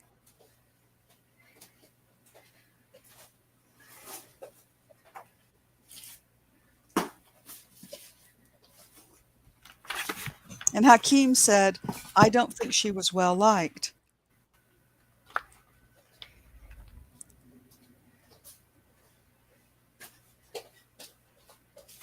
Phantom Outsider says, what's nice was Isaac said he didn't understand her, but then he conveyed that first information about her that she gave him on their first meeting. Hello? Oh, I didn't mute, so you heard all of that kerfuffle there. A little, yeah. It sounded like things falling and hitting the floor. It's not good. Not a good sound. We all recognize that sound. Everything's fine now. Good. I fixed the Ethernet cable, hopefully. Oh, good.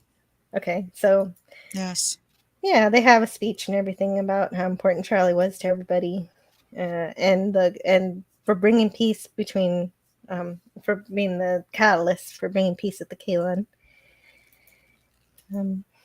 And the last screenshot I took is of Yaphet, even though he didn't have a line.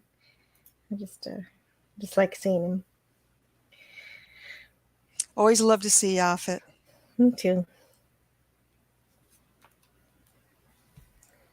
Yep. Okay, so I want to make sure I get all the comments that I just missed. But the observations that she wasn't well liked and she did kind of suck. She did. I have to say, looking at the entire season now, I have to wonder, was she supposed to be suicidal through the entire season? I mean, it would sort of explain why her emotions and reactions as a character always seem so repressed and kind of stilted. That's an interesting supposition I didn't consider. I don't know, maybe. Well, she certainly didn't flinch at sacrificing herself. You seem to have a stronger finger on that than well, like I said, this episode really kind of gave me a perspective on the arc of her character, because they really kind of start her character with her watching her friend die. Right. She starts off with PTSD, tragedy. And her PTSD is never addressed. We did talk several times about how she has mental health problems she never sees Claire for them the way Isaac sees Claire for his suicidal problems. But I never thought about Charlie having those same issues, but that makes sense.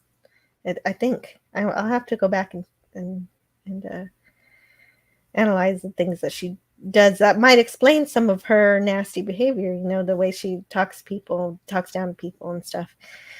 And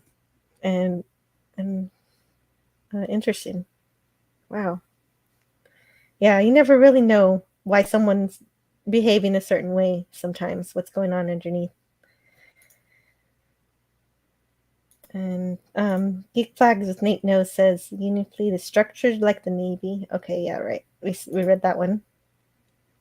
Hakeem didn't like the fight scene. Kelly gets her face smashed into a solid pillar, and Tala saves Kelly by hitting Kelly in the head with the butt of the gun. Her head should have popped off from her super strength. And I had trouble when Kelly gets back on the ship and Ed says, should you go down to sick bay? And she says, I'll be fine. And just kind of brushes it aside. And I would have preferred something like, I'll be next. My turn next. Because, that head injury, that's serious stuff. Or next, my turn. Yes. She's got a concussion. Exactly. Yeah, really. Phantom Outsider says, Isaac shooting the weapon out of the Machlin's hand was a callback to the bar crawl simulation with Cowboy Isaac. Oh, and hello, Phantom Outsider. Always great to see you here. That's a really good call. He's a big fan of this season. Lenrod says, her teeth sure are white. I think he's talking about Talea. And yeah, they match her skin, so they're really white. Phantom Outsider says, makes sense, because a power source should have redundant systems to prevent an overload. Safety first. Lenrod said, I thought I saw movement, or maybe I'm imagining things. Phantom Outsider says, Charlie's sacrifice was just a cover for Charlie to self-delete. Wow! He thinks the same thing as you, Tiger Stripes. Coward's way out. Isaac or Primary could have created an override program sending a false clear signal so the system wouldn't know. I don't know about that. I don't think that it was a coward's way out. To do that. No, but the self-delete thing is the only thing similar. Yeah, they didn't. Otherwise, they would have done that. They're the Isaac and K1 or Kalons, and if they could do it, they would have done it. They wouldn't have asked any questions. They would have just been like, "Oh, well, I just did this. What are y'all stupid humans doing?" So no, I don't really think so. I don't know. I think maybe her sacrifice was because she wanted to self-delete. Maybe. I'm not sure. But I don't think that there was a way to write that out without taking away her superpower. If you take away her superpower, anybody could have done the sacrifice. But her superpower is what makes her the only one who can do it.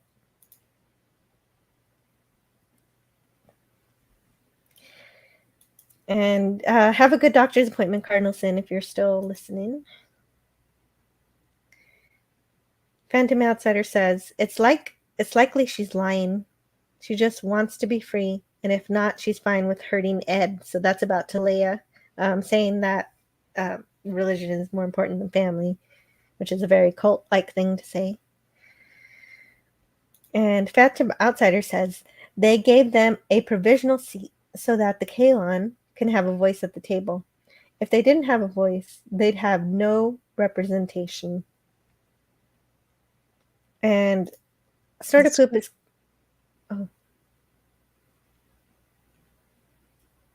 Snortapoopus Cuber says, Winston Churchill said something like that. Thank you. I knew somebody said that. He said, Winston Churchill, democracy is the worst form of government, except for all the others that have been tried. Yes, that's the line. Thank you. Phantom Susan Dolan had the follow-up to that too. Oh, okay, cool. I'll get there. Phantom Outsider Charlie was bridge crew. Well, she did kind of suck. Yeah, a lot of people do think that. And I mean, I kind of did too until she said, until from Unknown Graves, she said, I'm sorry to Isaac. That was the start of something.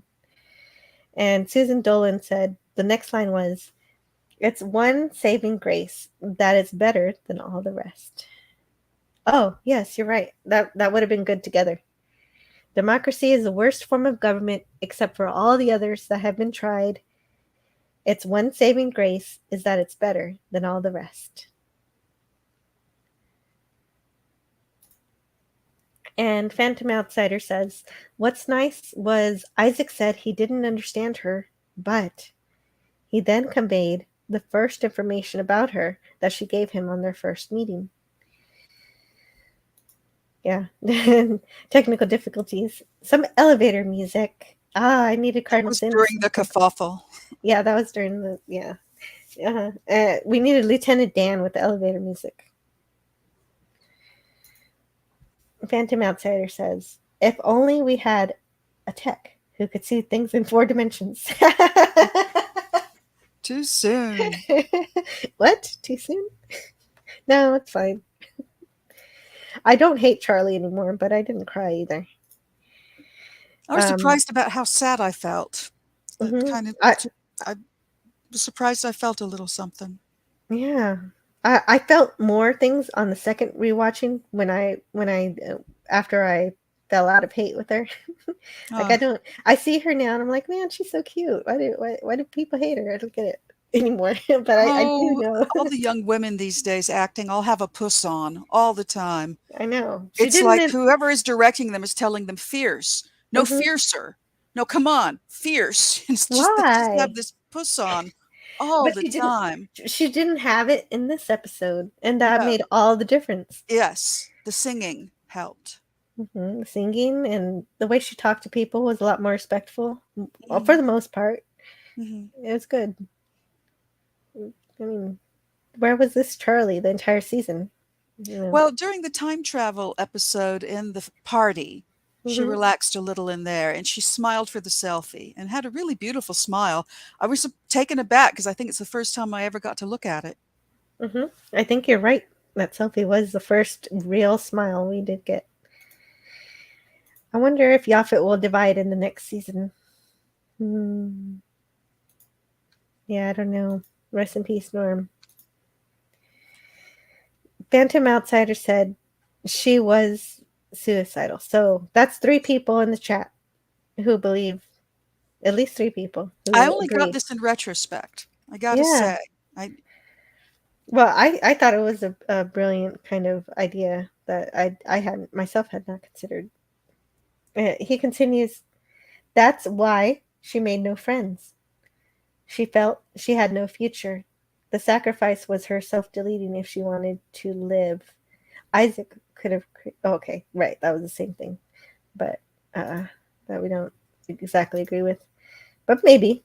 We could be wrong. This is a sci-fantasy show after all. Anything now can happen. Geek Flagged with Nate Knows says, of course everyone got a funeral who died, but they're not going to use the last few minutes of the episode to show everybody's funeral. They just show the one that is more important to the story. Very true. And that is a fair point. Yes. I just get bitter about the red shirts sometimes. Phantom Outsider says, Kalon are the only machines creative thinking isn't something that we've seen from them yet. When they get a suggestion, they can act on it.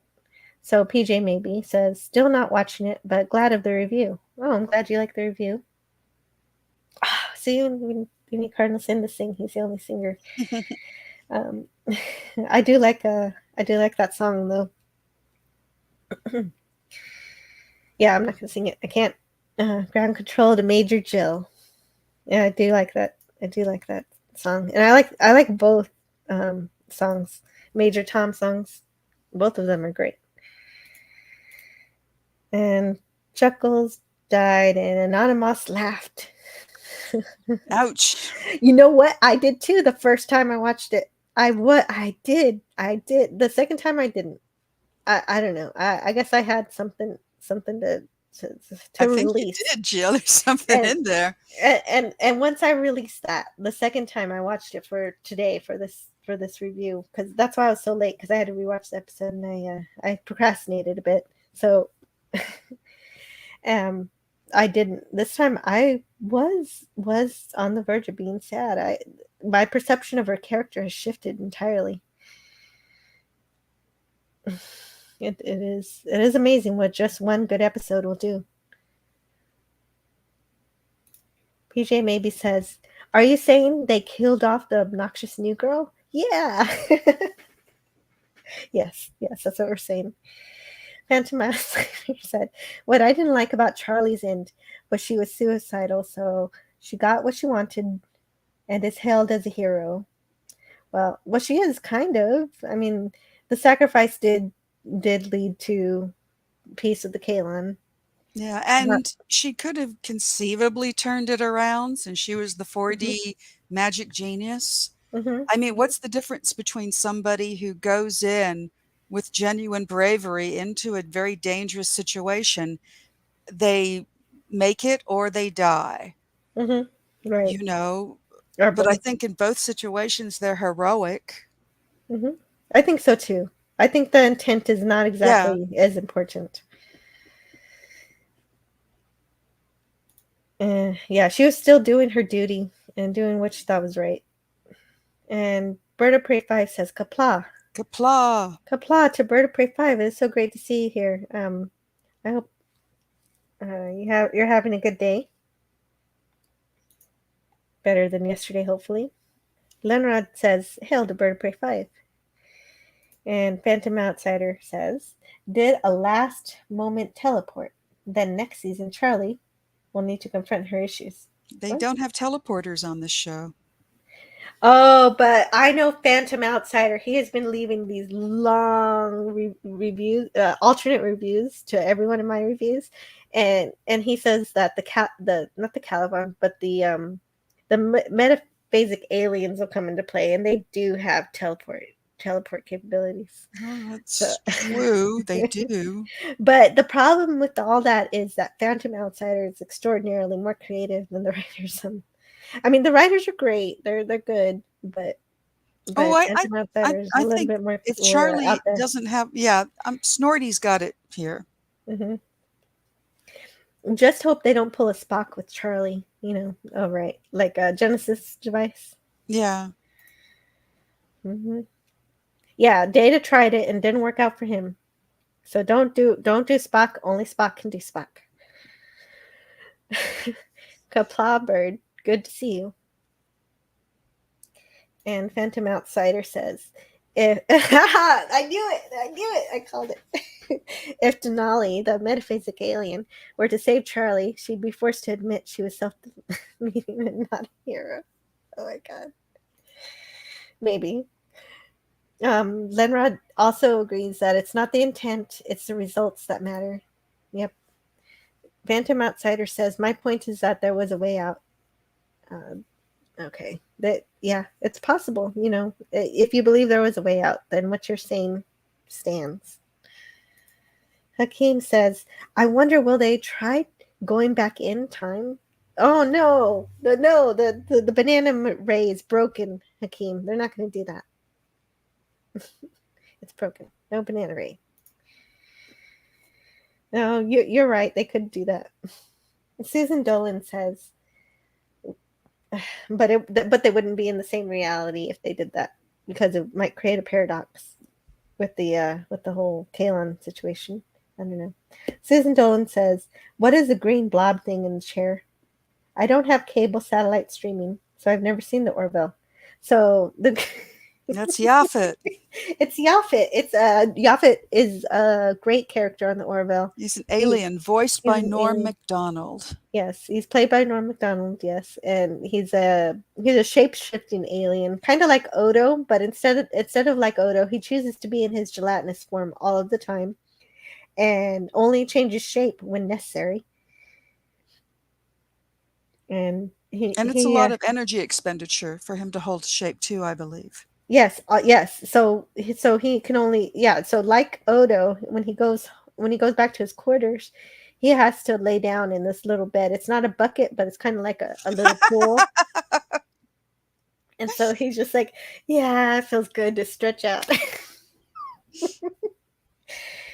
Yaphet was amazingly funny, wonderful character for 2 seasons, and severely underused this season. So I'm hoping we get a huge plot line for him in episode 10. Maybe not huge, but something. And that would really be great. Here's your sandwich. That's funny, Hakeem. The sandwich. And she comes back with the egg salad sandwich. I've been meaning to make a video about that. Then Rod says, "That's Yaphet." Yeah, everybody loves Yaphet, so I thought it made sense to stay on this. Because this everybody panel. loved Norm. Mm-hmm. Yeah. Yeah, it's gonna be tough. If we get another season, not seeing him again. Mm-hmm. And I know. Okay, so what are your final thoughts on this episode? What do you think? I thought it was a good end. Yes. Even though we still have one more. Yes, I'm looking forward to the last one very much. Mm-hmm. Yeah, me too. It was good. Mm-hmm. It was good. Like I said, very cinematic, very big visually. Right. And satisfying. Made me re-look at the whole season. Well, it's made been me really see the whole season with different eyes. Yes, and it's been really tough for me because I like to be positive, and I chose the Orville because I wanted to have positive streams about a wonderful show that we love, and so I've been inundated with these episodes that have made me be a little more critical than I'd like to be, and so it was really nice to get a break from that here. Mm-hmm. And Pop Culture Curator also, and Tiger Stripes and Cardinal Sin. I couldn't be more grateful for all three of you for joining me this week. Thank you for doing the reviews. Yeah, you're welcome. And after next week we'll have our series finale, probably series finale. We don't know for sure. Of the Orville season 3, New Horizons, and the week after that, if Pop Culture Curator is still up for it, we're going to be reviewing the original series on my channel and the animated series on his channel. So that will be fun. Yes, that's a lot of the kids. They haven't seen them, and of course, who's seen the animated series? It's been forever. Right, exactly. It'll be wonderful to go over the animated series. I know everyone's reviewed TOS before, but having it be a companion to TOS will be pretty neat. Mm-hmm. So we already talked about channels for my panelists. Yes, earlier we did in that at the top. So yeah. Mm-hmm. But I don't know. I know I'm running kind of late, so I don't know if Pop Culture is going to be doing a Ray Bradbury stream today or not. I think he's actually left. He's just there. I'm here. Oh, you're here? Okay, great. I wouldn't abandon you two. I would never do that. Okay. Well, that's okay. Oh, I appreciate that. But I understand if you did, because there's a lot of stuff going around. And Susan Dolan says, "Thank you. Now, just what race is he? She? He's a he. He's a shapeshifter. He's some sort of sentient unicellular life form. I like the wording of that, Lenrod." And Snortopoopas Cuber says, "Susan Dolan, he's the most popular character in the series. Yeah, and he made his own sacrifice in a previous for Isaac in a previous episode in Identity, and fortunately he survived it. Alas, the actor who did his voice died earlier this year." Geek Flag with Nate Knows 1973 said Charlie was also dealing with survivor's guilt. She felt like she should have been the one to sacrifice her life for Amanda. That is also a good point. Phantom Outsider says, "When I saw how extreme the positions were in the first episodes, I figured it was by design, so that they could show acrimony and then modulate the sensible middle." I can understand. I respect your opinion. And Gorilla's Random Thought says, I bet you got blasted into a parallel universe. That wouldn't kill off the hot. They wouldn't kill off the hot blonde with a nice butt. Gorilla, you got arse on the brain. Arse, arse, arse. Yeah. You find a way to work that one into every comment. Linrod says, the cartoon was neat, but darn, that ultra budget filmation animation is hard to watch sometimes. And Darius asks if we're wrapping up. Yes, we are. We're wrapping up. All right. And Darius is absolutely keen on that kind of observation. He's been on many streams and can tell when they are wrapping up. I absolutely am running out of things to say, and this sentence is just going on to make it seem like I know what I'm talking about. Well, you're doing it beautifully. You don't have any ums or ers or likes. Well, thank you. I think I did have an myth in there that you covered up for me very nicely. Thank you. You're welcome. Well, thank you everyone for joining me today. I hope you enjoyed today's review. I will leave you. Thank you, Jill. It was a pleasure. Yes, you're welcome Same here, very much. Thank you so much for my panelists. This would not be as much fun without someone to talk to. So thank you all for coming. And also Take everyone care, in the everyone. chat. Thank you everyone in the chat. I kept meaning to write down the names of everybody in the chat so I wouldn't have to scroll through the whole chat to figure out who was here. But thank you everyone for being here, including Darius Munchausen, Gorilla's Random Thoughts. Raymond Feliciano was here for a bit, and also Matt G. He showed up for a bit too. And Sir Jacob always shares out my stream on his community tab on YouTube, which is such a generous thing to do. He does it for so many creators, and it is really impressive to me. That kind of kindness is not common. And Dalek 451 was here, and he was eating dinner and having a good evening, hopefully. And also thanks for Cardinal Sin being in the panel. It was really fun hanging out with you. You're a great friend. And then we have, who else is here? We have all of the people who were here did such an amazing job in the chat of making the panel fun and interesting, also adding sparking conversation and bringing up salient points that I didn't think of. And also thanks to Atheists for the Cause, Lenrod. Lenrod was here. Lenrod is he plays music, guitar. And we had Nemesis of Eden pop in, and Hakeem had some wonderful chats that were interesting.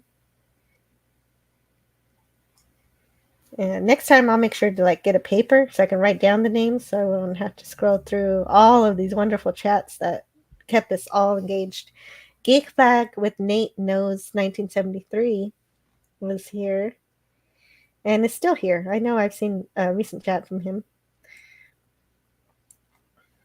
And thank you for being here, Snortopupus, Huber. You're always very funny. You always make me laugh. So it's good to have some comedy around. And also, you don't always have to make me laugh. You can also just be here and be a bear. So no pressure on that.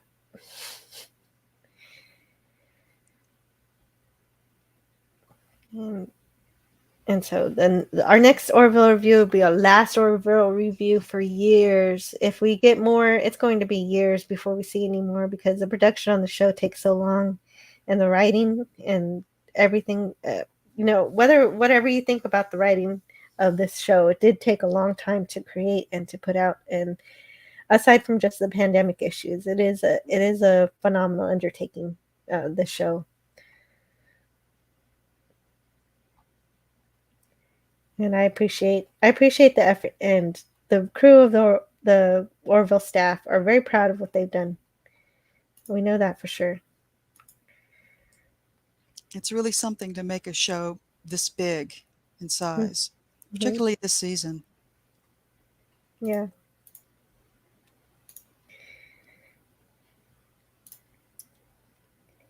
And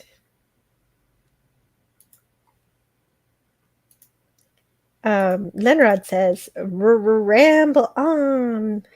Yeah, I did that for a bit.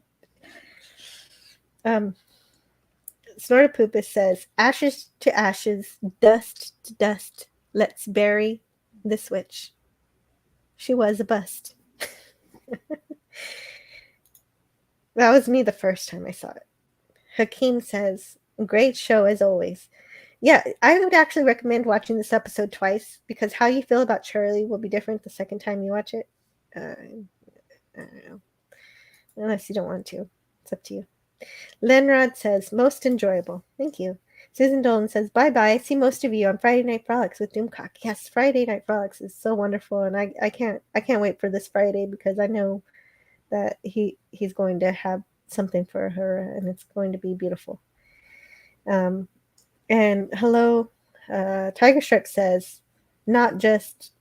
That wasn't me. That's Gorilla. Gorilla's Random Thought says that Gorilla's Random Thought says that he appreciates the entire female form. Beautifully put, Jill. Thank you.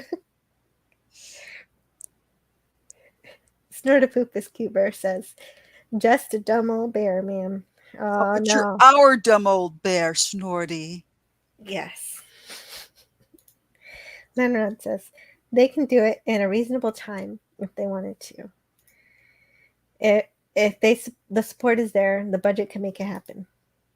If they do a season 4 as Phantom Outsider, I'm willing to say it'll be out next year. With COOF restrictions, without the COOF restrictions, things can go much faster. Remember, they used to produce 26 episodes of a TV series every year, so it's not impossible. And that's true, too. It is, but I do think they always had like a year of prep before. Mm-hmm.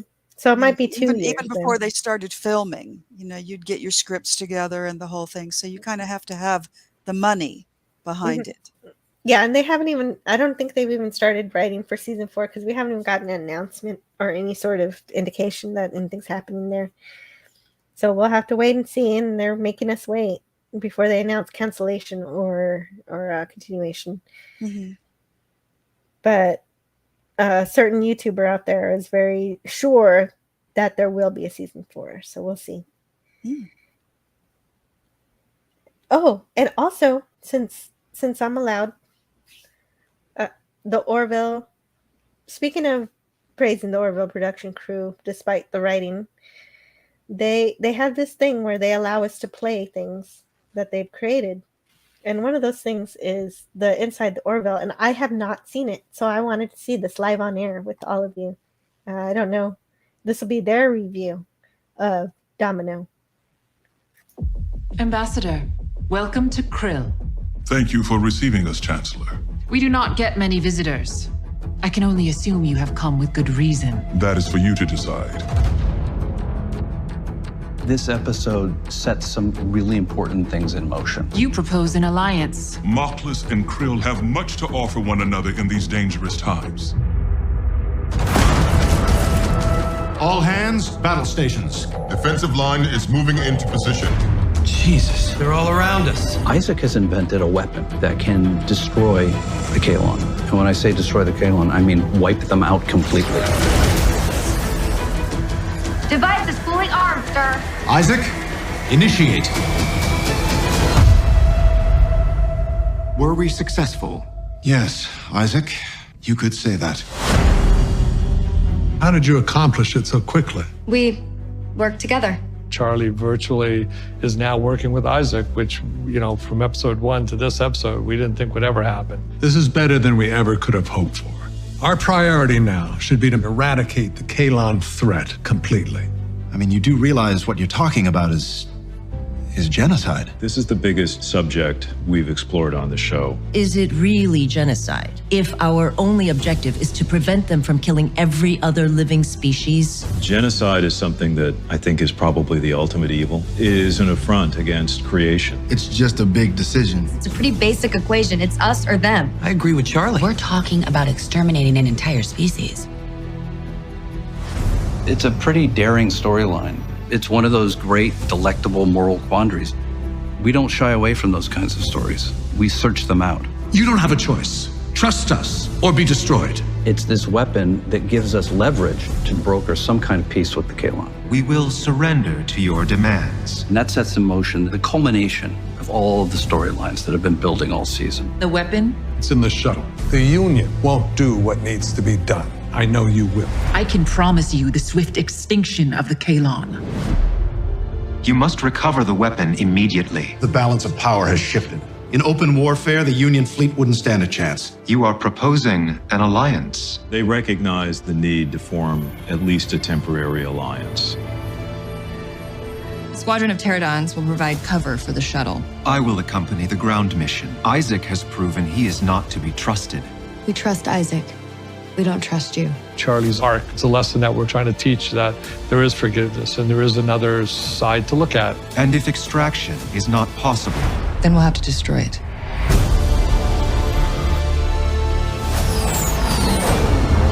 This is the end of our journey with Charlie. When this thing blows, it's gonna take out the entire outpost and a good chunk of the planet with it. You should go. Charlie, we're not leaving without you. I love playing this character. I'm proud of how her arc goes and her growth. We'll figure out another way. There is no other way. In that final look, everything is said and nothing is said. You have 2 minutes. Go. Only she has the ability to stop this weapon. Seth knew all along he wanted to bring on the Charlie character with a particular attitude, with a particular ending. He always had in mind that Charlie would sacrifice herself.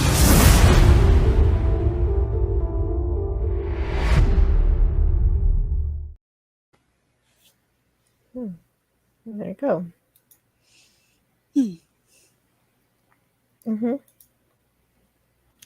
So,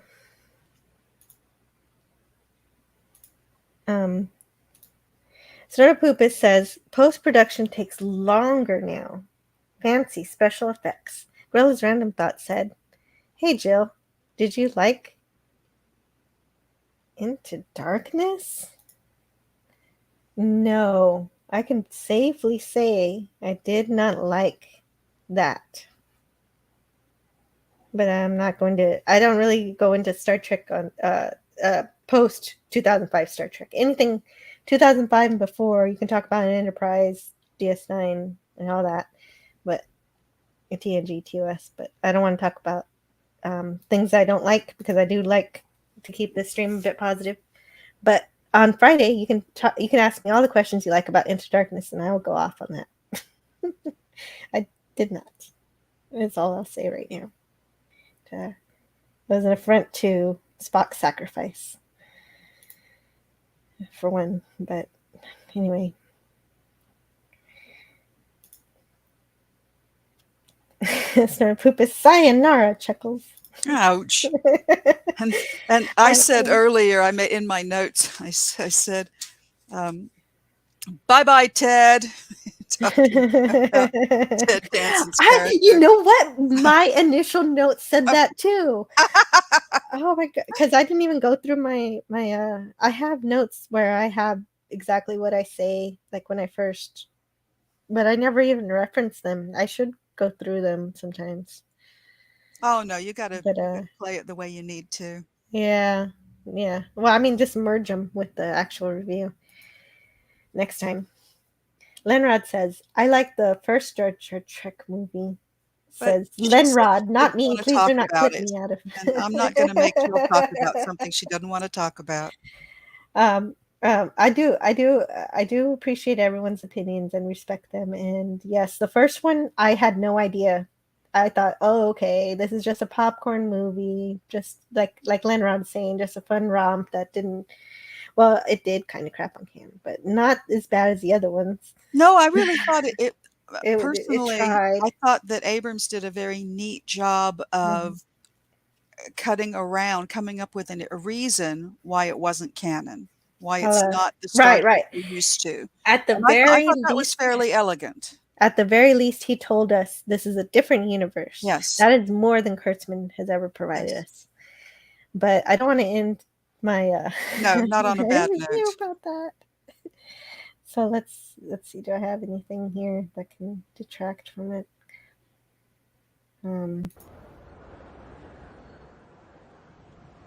Challenger!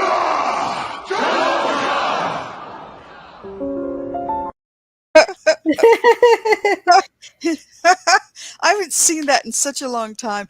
Is he really taking his year-long pee there?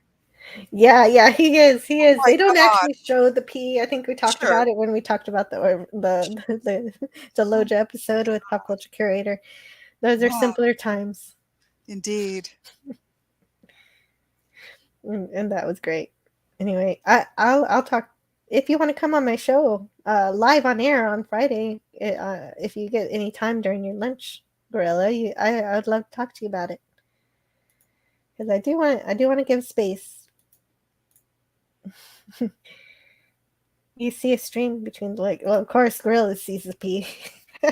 Gorilla. There we go. That's what I wanted to end on. So thank you everyone for sticking around for my review, and I hope you have a great day. I don't know who else is streaming right now. Is Bird doing poker right now? I don't know. No, he did that earlier. I streamed over him. I am so sorry, Bird. It was a big episode. It was a big epic episode. That's my excuse. I know he doesn't care, but but I really like Bird of Prey 5's channel. And if my stream ends early enough, I usually like to send people there. So I don't know if anybody else is going right now. Mr. Brown Alliance is streaming, so I guess that's the other one I have here. So and I think there's a new comment by. But they're all about Jaloja. But they're all about Jaloja. Yes, the long drain. Snorty wins. Snorty wins the internet today. Lenrod says, I feel like the Jaloja is explosive. And I want to hear Darius say, Jaloja.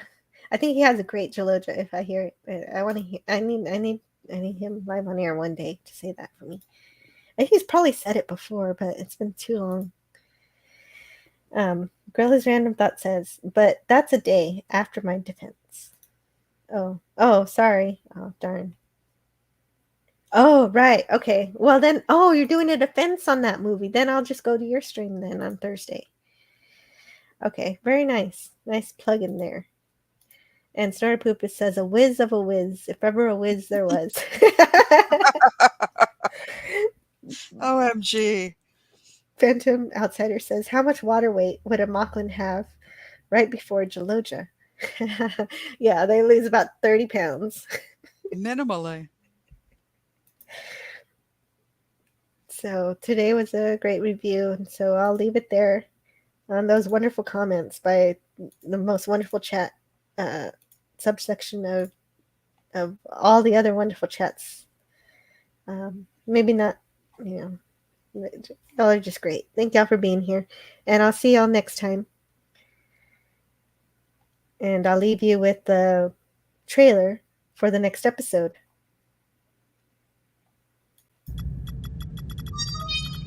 Come in. Good morning, Commander. Hi, Isaac. I wish to become intimate with you. If you are unoccupied, may we go on a date, followed by sexual conjugation? Pretty good. How are you? Einstein said